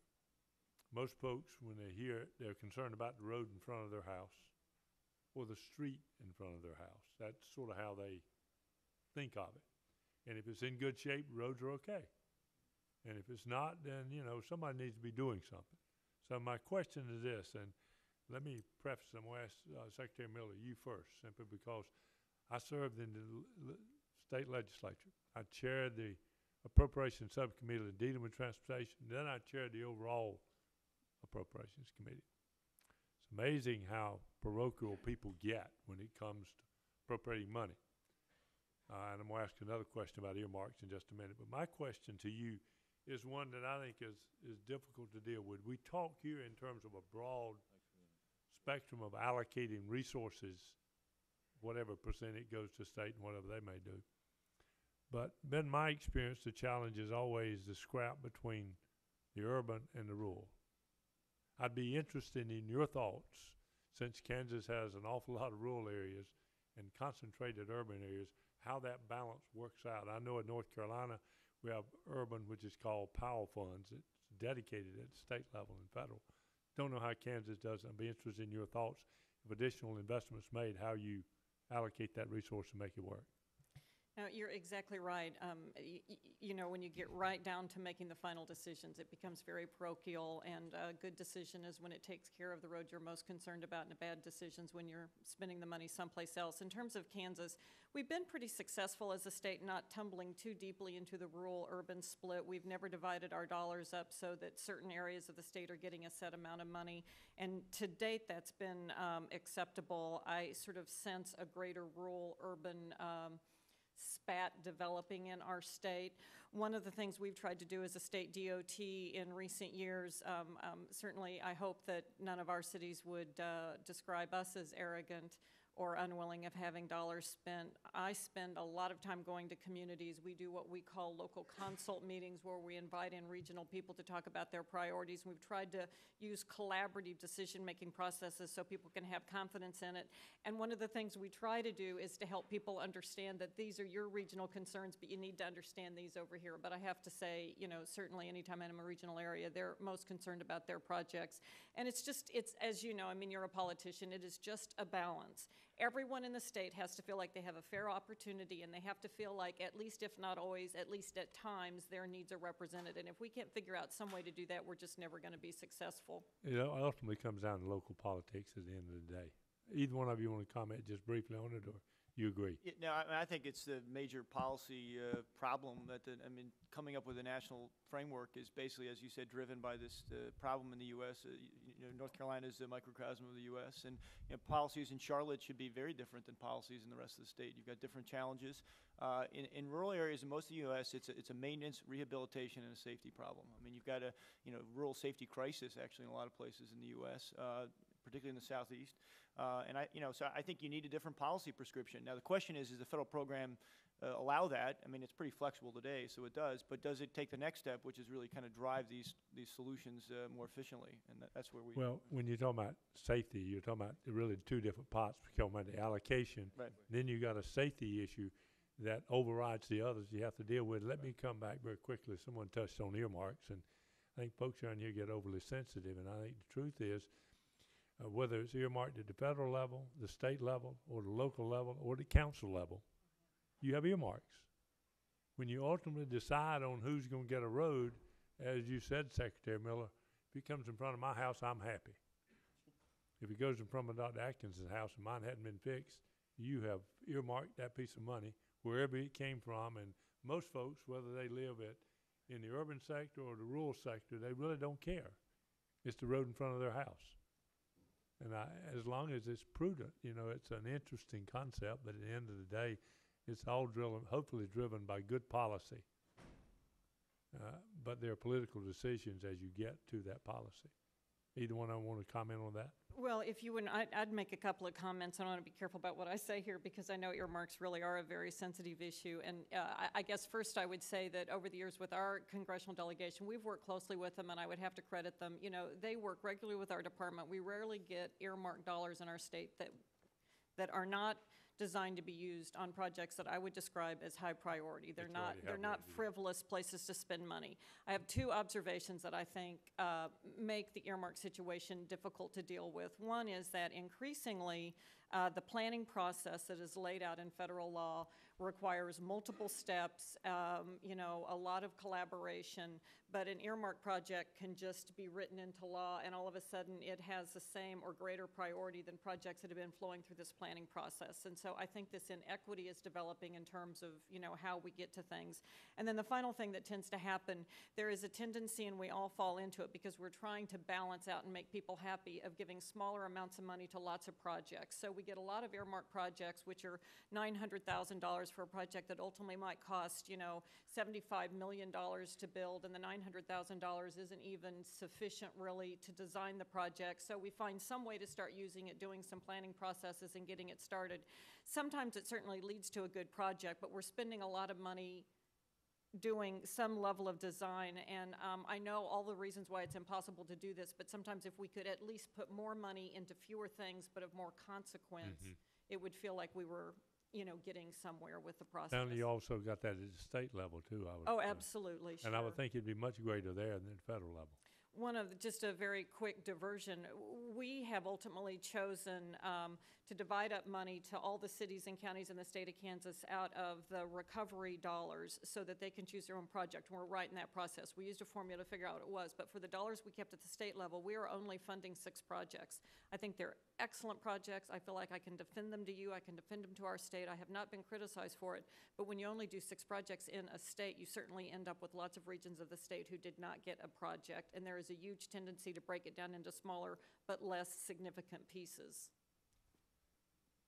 Yeah, I mean, I think the other issue with earmarks is, as mentioned, is the outlay rate of the earmarks is significantly slower than the outlay rate of non-earmarks in the program, and that's because a lot of times, as was mentioned, the project costs are well in excess of the earmark. So the states take 2 strategies: they either divert money from other projects that are higher priority, or they leave money lying around. And by the time when I left the department 7 weeks ago, we had estimated there's $13 billion in unobligated prior year earmarks. Now, all of those are, not sitting around for years and years, but a lot of them were sitting around for years and years. So I think at a minimum there should be some provision that funds not spent within some period of time should be sprung free. Yeah. Thank you, Mr. Chairman. I yield back. Thank you, Mr. Etheridge. Mr. Bishop, New York. Thank you, Mr. Chairman. I thank the panel. Let me start. The questions that Congresswoman Loomis were asking certainly took the point of view that this is the wrong time to raise taxes, and I know that none of the 3 of you are economists. I'm certainly not. But as I understand the recommendations of your committee, Mr. Atkinson, or your group, a 10 cent per mile increase in the gasoline tax would cost the average car owner approximately $60 a year per car, but it would generate approximately $20 billion worth of revenue that could then be used to invest in infrastructure projects. Is it not reasonable to assume that if there were in fact some sort of cataclysmic economic consequence from spending $60 more per year per car, that would be offset by spending $20 billion in infrastructure and creating or maintaining 800,000 or 900,000 jobs? Is that a reasonable assumption to make? That is exactly reasonable. If taxes, if they're offset by spending, so you bring the money in, but then you spend it, you have not created either an expansionary or a contractionary effect on the economy. It's neutral. So if you raise taxes in a downturn, but then you don't increase spending, in other words, you reduce a deficit, that's contractionary. If you do surplus spending like the stimulus bill, that's expansionary. But if we raise the gas tax by 10 cents and then you use all that money and get it out there into investment projects, has no effect on the economy one way or the other in the short run. Mr. Duvall, do you agree with that assessment? I think it depends on the quality of the investment. I mean, if you're, I do think it's a tough time to be taking money out of consumers' pockets now, even the magnitude that you're talking about. So, I mean, if you do invest the funds to produce high returns, that's a different question. But as I said in my testimony, I'm not sure we have the mechanisms in place to produce really high returns. Let's stay on that for a sec, because there were two commissions. One was the Policy Commission, which your former boss chaired, and one was the commission that Dr. Atkinson chaired. The Policy Commission recommended an increase in the fuel tax of between 20 and 40 cents, 25 and 40 cents a gallon. Your recommendation was 10 cents a gallon. Secretary Peters issued a minority report in which she indicated that she did not support any increase in the fuel tax, either in the short run or the long run. We have both a short run and a long run problem. Seems to me that how we deal with the short run problem makes the long run problem either easier or more difficult to contend with. So if we were to follow Secretary Peters' recommendation, and based on what you just said, I'm going to guess that you concur with her assessment. If we don't raise the fuel tax or come up with some other short-term mechanism of increasing funding or simply maintaining funding into the Highway Trust Fund, if we were to then have a shortfall in investment, A, what do you see the implications of that being? And B, how does that possibly make our long-term problem easier to contend with? Yeah, I mean, I guess my view is now and then is that you've got to reform the program before you can justify substantial tax increases. Precisely because the question at the end of the day is, what are we getting for? And this is an investment; it's a capital investment. Any investor should be looking at the returns they're going to generate from the investment. And I just don't think there's the confidence level right now. It's not simply earmarking. I mean, I think there's a structural problem with the process requirements, with the allocation of resources at a very broad level. And so I guess my view is, let's have a serious reform debate right now. Let's get the reform right, and then let's talk about increased spending, because I think increased spending could produce a lot of great things or could produce not a lot of great things.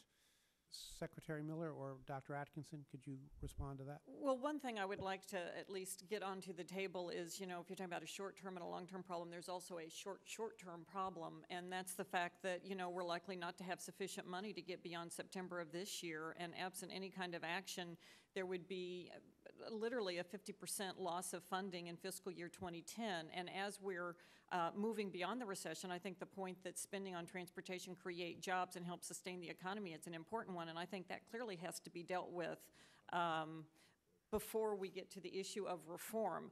AASHTO, along with a number of organizations, have called for performance measures, accountability techniques. I think there's absolutely no question if we're going to ask for additional money so that we can make greater investments, we also have to be willing to show citizens what they're going to be getting for it in a transparent, accountable way, and I think we're ready and prepared to do that. But I also think we can't put off dealing with any of the funding issues until we feel like we've got all the reform agendas right, or we will really have tanked our national program.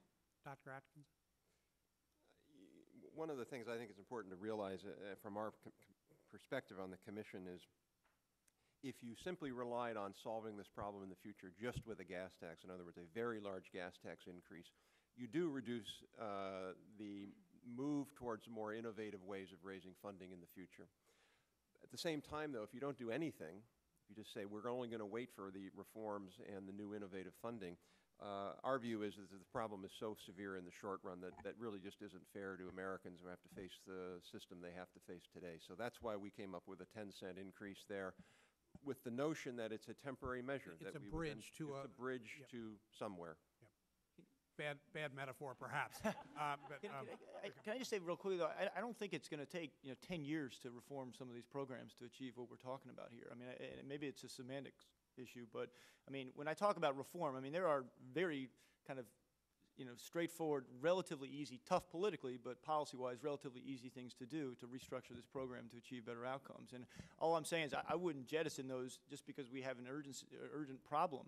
That is part of the urgent problem, is fixing those issues, in my view. All right. Thank you. My time has expired. Thank you, Mr. Chairman.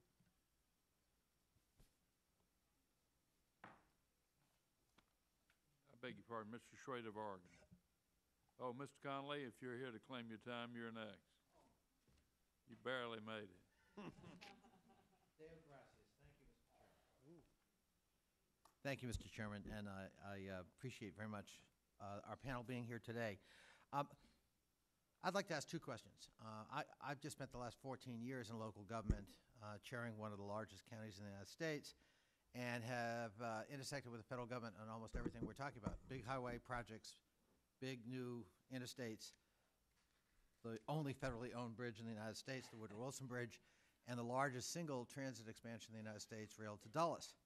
Rail to Dulles, as an idea, started 47 years ago. We signed the full funding grant agreement just last week. That's warp time in federal government context. I believe that, in my own experience, and I'd like you to comment, that frankly, the way we do transit versus highways and bridges absolutely discourages people from even looking at the transit option.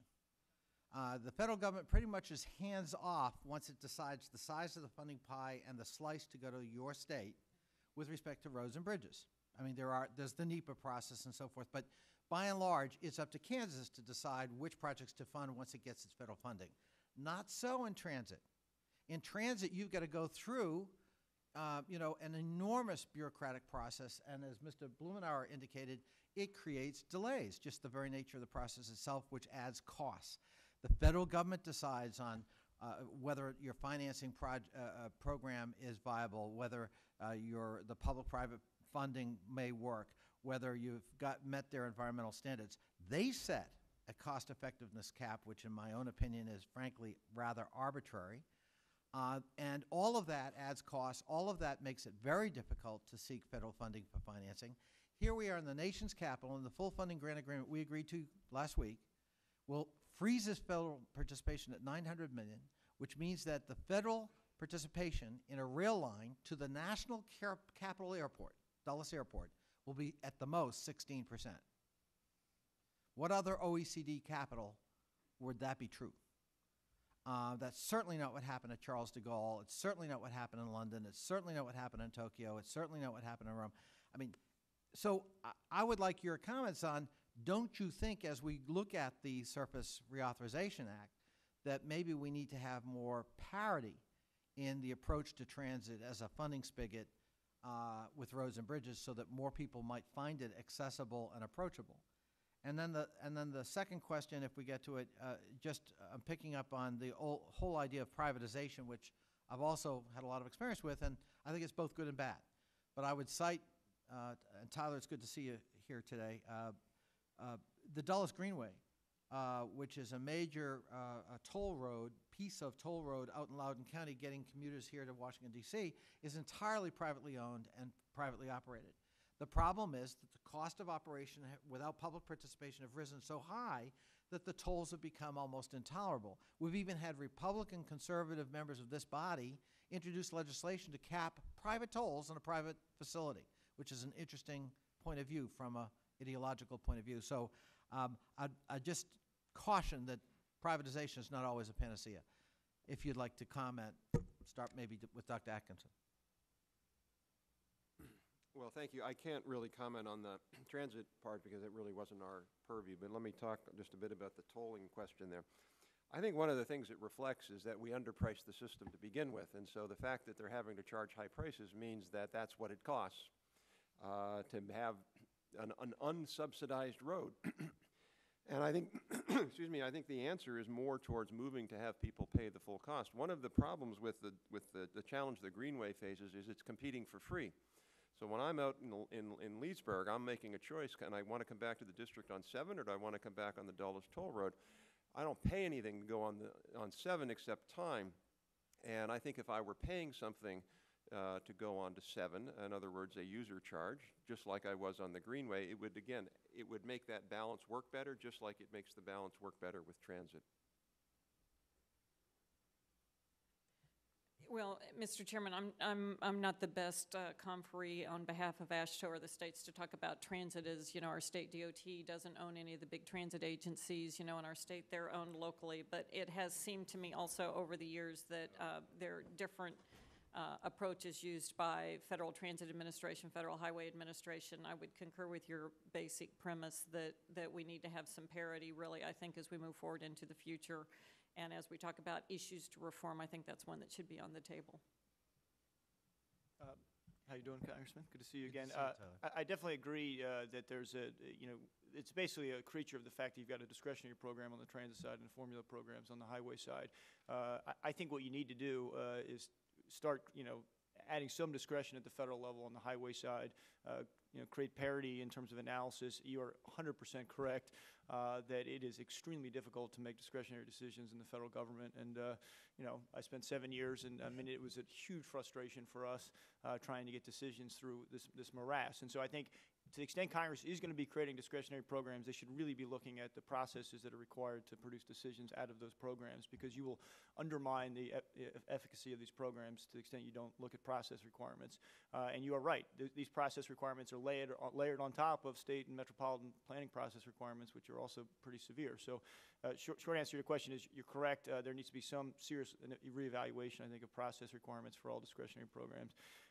Secondly, on the question of tolls or privatization, I agree with you that it's not a panacea to everything. But, I mean, to Rob's point, at the end of the day, the real question is, are the users of the Greenway paying, approximately what it costs to be using the Greenway? The one thing the Greenway doesn't do is do more peak charging. I mean, you could have, rush hour charges that are they have some of it, but it's pretty weak. I mean, you could have free off-peak charges, that kind of stuff. I think the reality is we haven't even scratched the surface for the level of discretion people have to shift trip times an hour or 2 hours. And if we had a more dynamic system, my sense is, based on the travel data we've observed, that you will see people shift trip times, by an hour and a half and save, potentially 30 or 40 cents a mile to do so. We just, and employers would respond to that as well. Employers today, I think, are, obviously, particularly in Tysons and other places, are, people are flooding these major hubs during rush hour, precisely because there's not a real price incentive to operate more efficiently, to telecommute and use other modes. So. Thank you. Thank you, Mr. Chairman. Mr. Schrader. Not to belabor the hearing, I appreciate everyone's patience, for goodness sakes. Couple, I think, quick questions. One for Mr. Atkinson. Did the Commission talk about or develop a 20-year time horizon to go from the fossil fuel-based transportation system we now have to the vehicle miles traveled or weight mile, or pick your alternative? Did they talk about how one, because businesses obviously like some sort of predictability, and I think consumers would enjoy that too. Was there any discussion about how you would transition? There was. What we had proposed was essentially a process whereby this reauthorization would put in place a number of studies, pilot programs, projects that would help us get farther down the road in terms of things like a freight pilot program, dealing with issues of privacy, dealing with issues of how you would deal with people who don't have bank accounts, and how, dealing with securities, how all that would work, with the idea that the next reauthorization, if everything's positive and their decision to go forward, could go forward. The idea then would be that there would be some sort of in-vehicle requirement that cars coming off the assembly line in some year, say 2017, let's say, would have this onboard unit. At some point shortly after that, there'd be a decision that would say those cars with the onboard unit would be paying this VMT fee, cars without it wouldn't. And then what would happen, in our view, is over about a 10-year period, you'd transition in the fleet. So by 2030, you would, cars that still haven't, that are older, would have to have an aftermarket installation, and then at some point, every car would pay this VMT. I guess what I was looking at was more of an economic analysis, like the gas tax or diesel tax would be phased out at this rate over this period of time as we got to 10 years. Then as the assuming technology. Yes, in our view, you really would not pay. No one would be paying both of those. So there would be cars would only pay one or the other, and eventually, at some point, you'd turn the switch and eliminate the gas tax, or call it a carbon tax and do something else with it, but it wouldn't be used to fund the roads directly.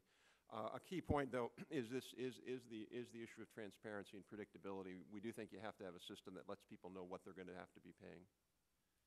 Last comment. I'm just, at least, I guess I'm a bit of the dinosaur generation. The privacy issues still, are a big deal. And until the new generation takes over, where I don't think they have quite the concerns my generation does, I think you're going to be up against it when you come to the VMT system. Any consideration of doing just a cruder, less costly, simpler system, using just a weight mile based system, at least for the business community, and then with the passenger community doing something based on type of car to induce, smart technologies and that sort of thing? If the only concern is that you want to somehow pick up vehicles that either use very little gas or no gas, plug-in hybrids or electrics, then some kind of odometer charging would be an okay way to do it. You just, when you register your car every year, you'd pay on that basis. I don't think, though, that ultimately that's the system that would give us the most performance. What we want to ideally have is a system that would be able to allow congestion charging, or for trucks, for example, something that's more real-time related to weight and the type of road. So in trucking, in freight, for example, you could design a system that if you're on a road that's not engineered for a heavy vehicle, you're going to pay more than if you're on a road that is engineered for that heavy vehicle. It'd be hard to do that, practically impossible, with just an odometer tax. If there were just a couple of things that I wanted to add to the discussion. One is that I sat on a committee of the Transportation Research Board that looked at the question of the long-term viability of the motor fuels tax a number of years ago and concluded that, in fact, it isn't sustainable, and at that time said probably within 15 years we'd need to transition. And many of the other reports have picked that up, and I'd just like to point out that the report was actually released 3 years ago. So we continue to talk about this 15-year window to transition, but I'm not sure it's that long. Plus, while I can't predict, it just feels like with all of the things that have been happening that technology might start moving more rapidly. So I think if we think we're going to transition in this direction, we need to start getting serious about figuring out all of the steps, because I think a lot of those issues are out there. And the final thing I would say is I'm currently sitting on a policy committee for the National Research Council that is looking at putting together a research agenda, if you will. And certainly the Commission's report had a lot of those elements, but a much more step-by-step if as a country we were serious. Here would be a recommendation of a funded program that could be put into authorization to help us move in the direction of the VMT tax. Thank you very much. Mr. Barry. No, Ms. McCullum. Thank you, Mr. Chair. I have two questions, but I'm going to make some brief comments. That's Martin Sabo up there from Minneapolis. I'm from St. Paul. So part of what I'm concerned about is we're talking a lot about raising revenues for doing new construction. And we had the I-35W bridge, which connected our cities. That fell down, and people lost their lives. We also know we have in Minnesota many other bridges, some as large and as significant as the I-35W bridge that crossed the Mississippi River, one of them in my district. It is now, in part because of that bridge collapsing, moved up in scale. For MnDOT for replacement. There's more urgency for this. But without more revenues, both at a state level and a local level, we will continue to fall behind in doing what we know we need to do for health and safety. So at some point, if there's time, if someone wants to chime in and respond to my comment on that, I would be interested. The question of legislative directives or earmarks, I'll give you an example of a highway one. All politics is local. I started at the city level, the state level, and the federal level, finishing off a project. County road becomes a major highway. Divides a city that's 3 square miles with the lake, the churches, the schools on one side, the business district on the other. For getting close to 70 years, we'll fix it, we'll give you an overpass, we'll give you a straight crossing. In the meantime, we have kids crossing the highway at dusk no light, in the morning, in the ice, in the dark, 4 lanes of highway to go to high school. Takes 60 years to do it. I am very proud, both as a city council member, a state legislature, and then here in the Congress, I pushed for a legislative directive earmark so the kids aren't standing out in the cold and the dark crossing the street.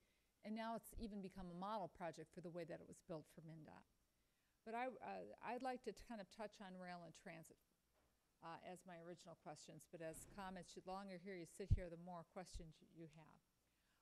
We have an option for fighting congestion in our cities, and that's going to be investments in transit and intercity rail. Heavy highway race fields and commuter trains are an important part of our 21st century system. In many cases, these passenger trains will share corridors that are owned by private freight railroads. And some of the upgrades to do this, both the federal and state governments are going to be making, will have a benefit, I believe, for the passenger rail, but it will also is going to benefit the freight rails. So have you talked about any possible savings and efficiencies that might be gained by partnering with private railroads in these corridor investments? And then to touch a little bit about what was said about our transportation and transit starts. 8 years we dealt with the New Start process in St. Paul, Minneapolis, and I think we paid for a lot of consultants. I think we paid for a lot of bureaucrats, and in my opinion, we're not building the best system because of the analysis that was in there. So what advice, for those of you who have worked on this, could you maybe give us as we do our reauthorization and as the Obama administration looks forward for how we should be doing new starts? In other words, so we just don't build something that isn't the smart. I like the fact that it was new smart, but we didn't build the smartest system available. So if you could comment on rail, both heavy and light, and maybe some of your thoughts about not having kept up with inflation and our repair needs. Well, I'm sorry to say again, I think in some ways I'm not the best person to address some of the rail issues or the New Start issues because I haven't been as involved with them in our state. A couple of things in terms of rail. I think that it is true and that we do need to have a clear understanding when we're talking about expanding passenger rail service. We're generally doing that on freight rail lines, and that has a lot of consequences, both in terms of the quality of service you can provide passengers, but also what sort of upgrades we may need to the system in terms of siding so that, you know, you can have both services continuing to move. And as you look at the projections for freight, our commercial freight rail system is going to be stressed as well. And somehow or another, just those considerations need to be brought to the table, whether or not that's a viable way to build a passenger rail system utilizing the freight rail network, and if so, how you divide out those costs. I think that's a legitimate one for consideration. It's certainly one I have a great deal of concern about, and I have a lot of concern when I look at our state about just the issue of freight rail movements generally because of what it does to communities and to traffic because of lack of rail grade separations. I think there are a lot of rail issues we'll be dealing with in the next 20 to 30 years in our country. The New Starts program, I'm afraid I can't address very well, but even certainly on the highway side, you know, the average length of time it takes to get a project from conception to being under construction is far too long. One of the things AASHTO's looked at is what we call project delivery, and our goal has been to come up with a project delivery mechanism so we can deliver better projects but in half the time, and I think that's going to require both some loosening and changing of the federal regulations, and quite frankly it's going to require some changes just in terms of the way we do business that we have under our control. One of the other issues I think that gets complicated in terms of the time frames, this certainly is a frustration for state DOTs. I think probably everybody has their own set of frustrations, but we're very focused on delivering the project. We feel like that's our requirement, but we have to get a sign-off from a number of both state, local, and federal institutions, resource agencies, and they don't always have the same goal that we do. So being able to get all of those sign-offs at the same time is a difficulty, and I think creating some greater priority around participating in that process in a timely way would be very helpful. But I don't know enough about the New Starts program to know if that's a factor in those projects. I'll start with the back on New Starts. I do know a bit about that. And, you know, I will say, you know, as Congressman Connolly indicated, there's a lot of frustration from project sponsors. I mean, I'd be a little careful, though, about, you know, critiquing the quality of the work. I mean, the FTA career staff who work on this program are extremely good, recognized around the world as some of the best modelers and analysts with respect to transit investments. Obviously, they're working within processes that can themselves get politicized and layers of approval. So, again, I don't have a specific experience with your actually, maybe I do, with your project, but the reality is, it's a program that needs improvement. We need to look at the process timeframes, but in terms of the quality of the analysis that's being done by these people, it's kind of state of the art in my understanding around the world. So they should always improve it. But on the rail side, I agree with you that the private freight rail system in the U.S. is going to undergo some fairly substantial changes in the future. You've got a lot of shippers that are concerned about pricing. At the same time, though, you've got a lot of railroads that have huge capital needs that they've got to reinvest in their own networks. If there's going to be public capital go into the rail system, you're going to have to form public-private partnerships with these railroads to expand these lines. They own the right-of-way, they own the track. And you're going to need to sit down with them and explain, these public investments. They will partner with you if there are opportunities to do so. They obviously will be threatened if it appears that you're coming in and trying to mess around with the efficiencies of their network. So, it requires a balance, but my sense is that they're ready to talk. They're certainly willing to co-invest in some of these corridors that make sense. Let me just conclude on I-35. Obviously, horrific, terrible story. Preservation and maintenance costs in the United States are rising. We've got an expert here to my right. There's no question as a percentage of total cost that's going to be higher and higher in the future given the age of the system. So we need a dedicated commitment to restore the state of good repair, I think, on existing facilities. That said, bridge quality in the U.S. Is actually better, meaningfully better today than it was 10 years ago. I think the percentage of structurally deficient bridges has fallen from 19% nationwide to about 12% today. That's still not great, but it's certainly getting better nationwide. But you're right, we need to continue to focus on that and ensure that the preservation and maintenance costs are covered.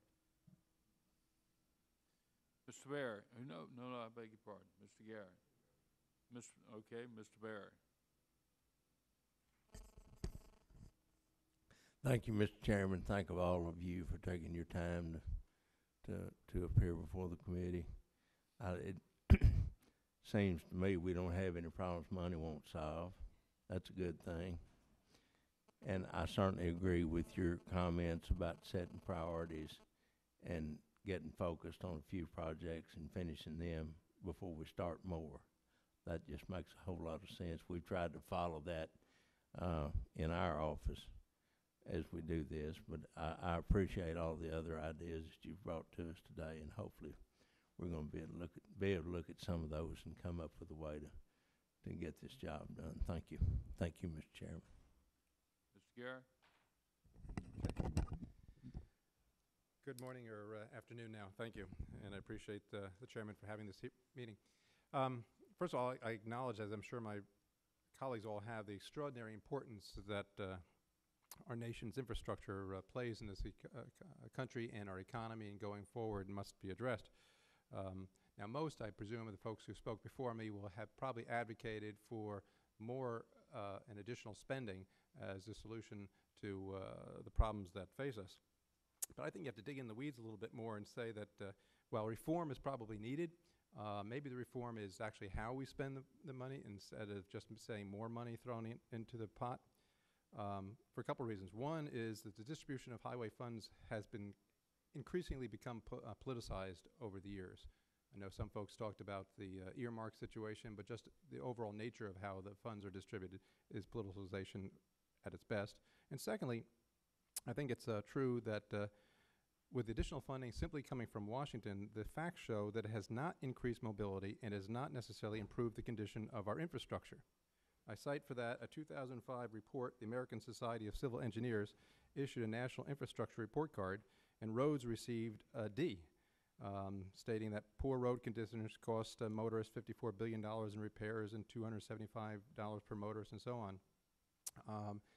They have recently released an update to that report in 2009, and now we've moved from D to D-. So throwing the money at it through Washington in the mechanism that we're doing right now may not be the way to do it. Let me throw this out to you. Instead of having the decision-making made here unilaterally or primarily from Washington, should not the decision making actually be made by the folks back at home who are actually using the roads and know what's best for them? I have cited for year in and year out when we have these meetings, examples when I talk to my local county road department engineers and what have you, their preferences on how to spend funds and what projects they would like to do and how they would like to spend it. But they would tell us, you know, Scott, while we would like to maybe fix this road over here or repair this bridge over here, we're restrained in certain ways, shapes, or forms through Washington that we have to build it with so much of a edging, with a guardrail over here and a this on over here. They're restricted. So to that end, I've dropped in legislation over several years, and I think the last DOT commissioner suggested there may be some merit to this, to allow states to simply opt out of the federal transportation system and allow the states to keep their own money in their own respective states and not send it to Washington, so that they actually keep that 18 some odd cents transportation dollar and make the decisions at home. What's wrong with allowing those decisions to be made locally and without the encumbrances of Washington, so long as we can address the issue of interconnectivity and the like? Well, I'll start with that, Congressman. One, to begin with the premise that ASCE has shown first a D and then a D minus. I don't think you can get around the fact that we've simply been underinvesting, and even smart processes in a grossly underinvested world is going to give you deteriorated systems. I mean, everybody can throw out all sorts of statistics in terms of the huge growth we've had in vehicle miles traveled as contrasted to the increases in the size of the system. But I think there's no question that while reform is necessary, and I think, you know, for one thing, as our country grows, as technology changes, as our needs change, we always need to be modernizing and updating and improving our processes, and I'm not sure we have kept pace with that. So I certainly don't disagree with the notion of reform, but I would say that to say that all we need to do is reform and that's going to resolve the problem is inaccurate. It is an investment problem, and we do need additional resources. I am not from a state that would advocate just turning the federal program back to state DOTs. A couple of things I would say about that is, one, with very few exceptions, I would say that, you know, our state is making the decisions about where we invest our transportation dollars. We use very collaborative processes, and I think, not that you could not find critics, because there always are, I think that you would find a high level of satisfaction, generally speaking, in terms of the processes that we've used, at least in my state. So in your state, you find out that your folks back at home aren't smart enough to do this by themselves. They need Washington to be. No, I don't feel like we're being directed inappropriately by Washington. Generally speaking, the state dollars that flow, particularly on the highway sides, you know, the terminology that's been used is a federally assisted, a state-selected system of projects, and that's generally what we have found. You know, I don't feel that we have been mandated to select projects that do not make sense for our state. I have seen very little evidence of that. And the final thing that I would say, and in some ways this is just my own philosophy or conclusion over the years working in this area, I think that there is a huge national interest in a transportation system that matters to our country and our economy. And while I am and have spent most of my working career working at the state level and would staunchly defend our credibility and our capability, I don't think, quite frankly, managing a national need for transportation through 50 state DOTs gives you the system that you need to serve our national needs. And I think increasingly we see freight issues and we see port issues that are having a major impact on our ability to have an efficient transportation system. And those issues, generally speaking, are not going to be solved if you simply flow the program through state DOTs. So I don't philosophically believe that we're going to get the right answers for our nation if what we do is simply turn the federal program back. Thank you. This, as you may know, was an issue, a question that we were required by our authorizing legislation to address, and we did in the report, and there's an appendix in the report that looks at that question.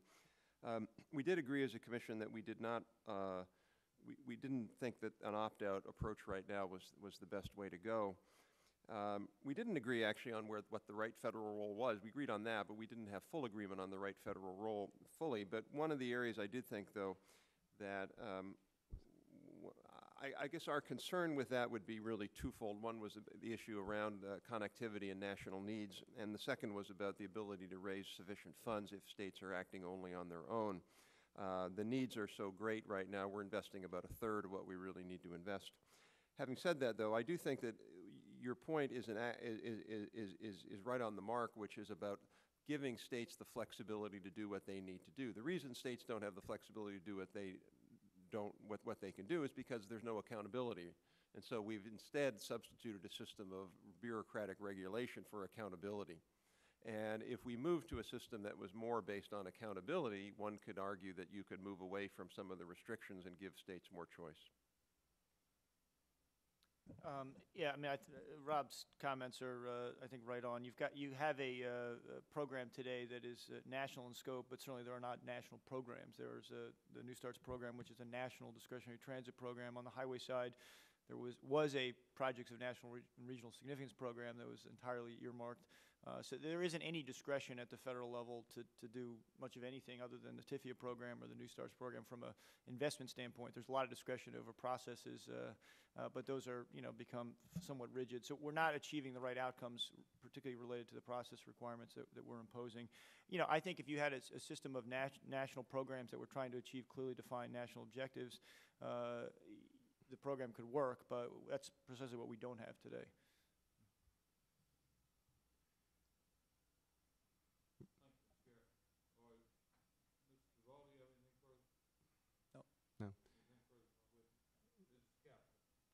Thank you, Mr. Chairman.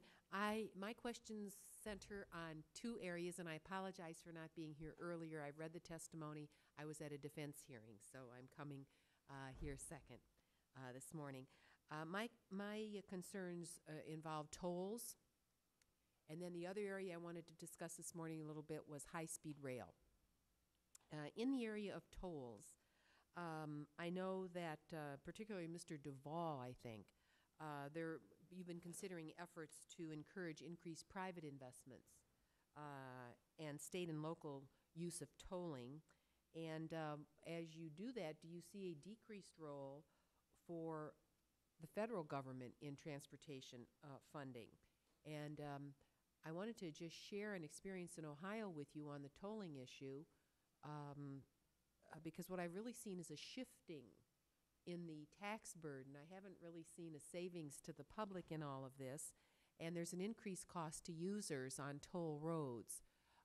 I happen to represent the longest segment of Ohio Turnpike, and in the 50 years of its existence, it hasn't gotten a dime of federal money, even though it's I-80/90. And when I was first elected, I began to look for where did all those federal gas tax dollars in Ohio go, and boy, did I find them. They went into freeways, underline freeways to the public, on I-30, on I-70, going through Columbus, so through Findlay, from wall to wall, Indiana to Pennsylvania, all the way down the state. And I'm looking at our area, I'm thinking, oh, this is interesting. So we've got a double tourniquet. We're taxed on the federal gas tax, the money goes to Washington, and then we're told on this Ohio Turnpike. So our people are really doubly taxed, but they don't get the benefit. The benefit goes to other places in the state that don't have toll roads that use all this federal money. And we've never gotten a dime. My argument is they ought to make it free, and we ought to get our money back up north, the area of the state with the highest utility rates and the highest levels of unemployment right now. It's just very interesting to me. So toll roads don't always work in the way you think. It benefits certain individuals, but it doesn't really benefit the region, in my opinion. So I wanted you to comment on that, Mr. Duvall, Ms. Miller. Yeah, I mean, there's no question that when you kind of pursue isolated tolling, that it can create some distortions and some inequities. That said, I mean, it's a compared to what question? I mean, you've got a road that has a stable revenue stream in that facility. You can recapitalize the asset if you need to. I assume the revenues are not going off to education and other purposes on the Ohio Turnpike. They tried. They tried. Well, they tried. Feed them we back. stopped them.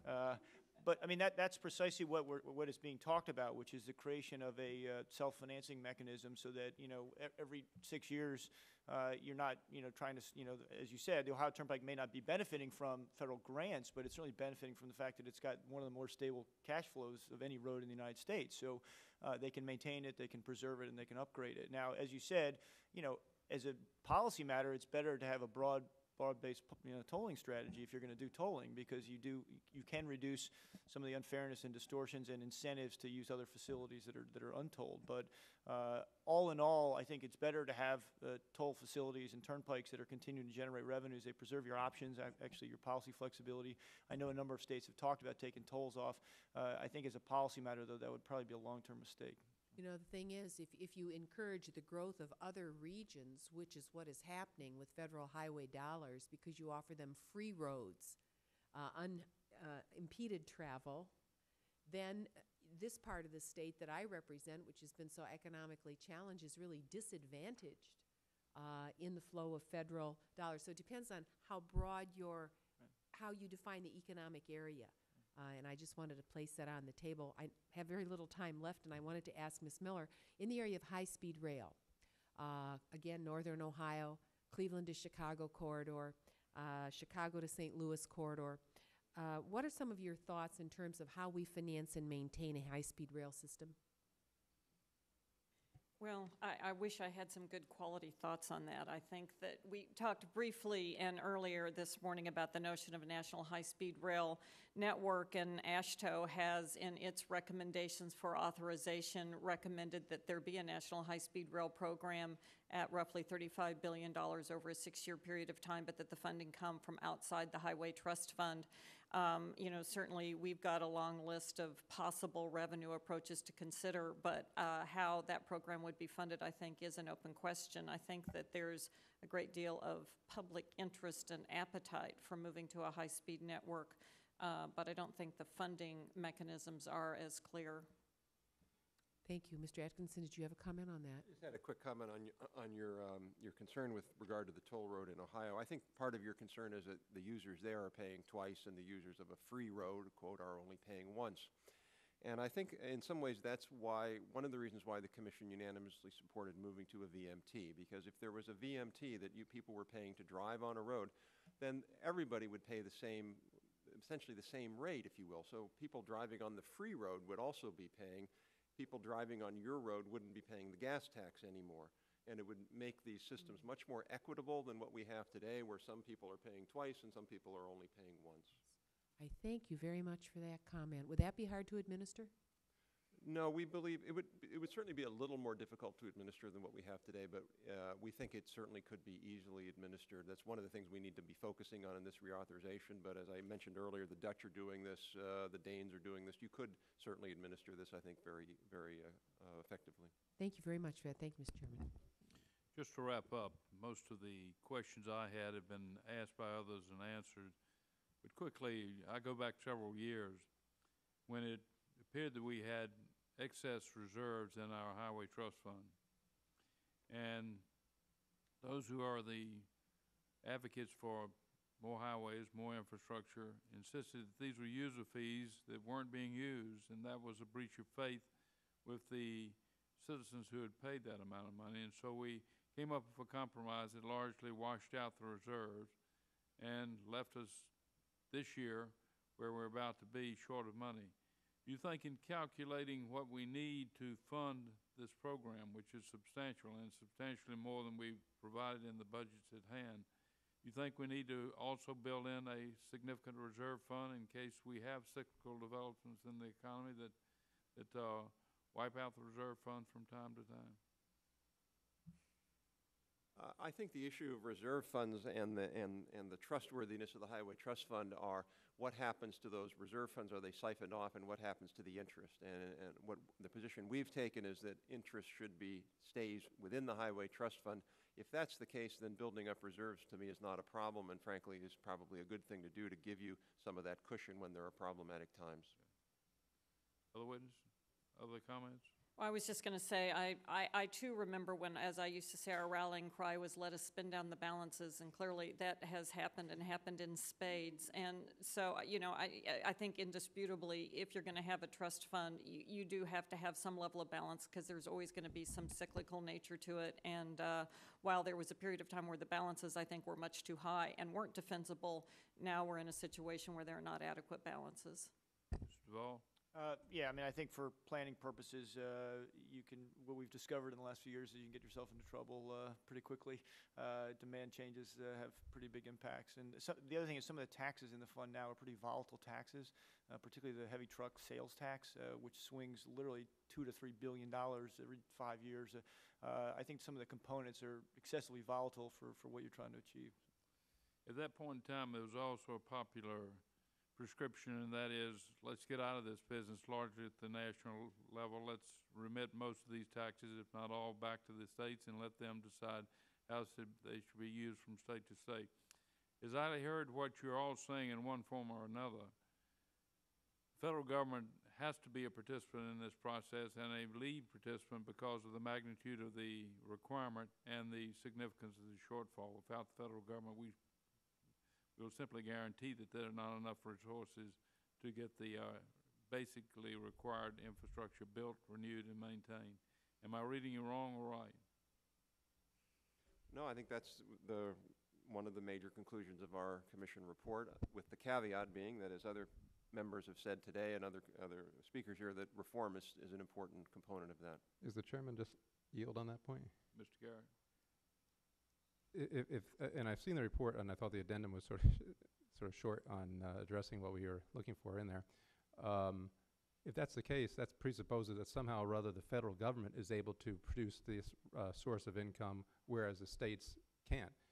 Is at the end of the day, it all comes either from the motoring public out of the gasoline tax or a VMT tax. It all comes from the respective states. It's not, well, we do have a Fed who prints money now, but prior to that date, it all comes from the states. So it's the same pot of money. It just goes, it's who's going to be the one to shift it around. And I guess I just go to Ms. Kapler's comment. In her state, she's not able to shift it around quite the way she and her, not colleagues, but her constituency would like to see it shifted around. But they're more than willing to pay for it in their own states. So it's not, we're not making money down here. We're just taking it and shifting it around. So why is that any better? I think just a couple of factors on that. One is there is some reluctance of states to raise fuel taxes, particularly smaller states where there's cross-border issues, where people feel like if their tax is too high, the residents will go across state lines to get cheaper gas. And so that does limit to some extent if states were relying on their own. Now, however, if we move to a VMT fee, you don't pay based upon where you bought your petroleum. You pay based on where you're using the system. A VMT fee would reduce that distortion, and maybe that's something to be looked at farther down the line. Thank you once again for your testimony, for your excellent answers and forthright answers. I would ask, as a housekeeping now, detail that unanimous consent be given so that all members can submit an opening statement, and in addition, any questions for the witnesses which they were not able to ask today. Thank you again for your testimony and participation.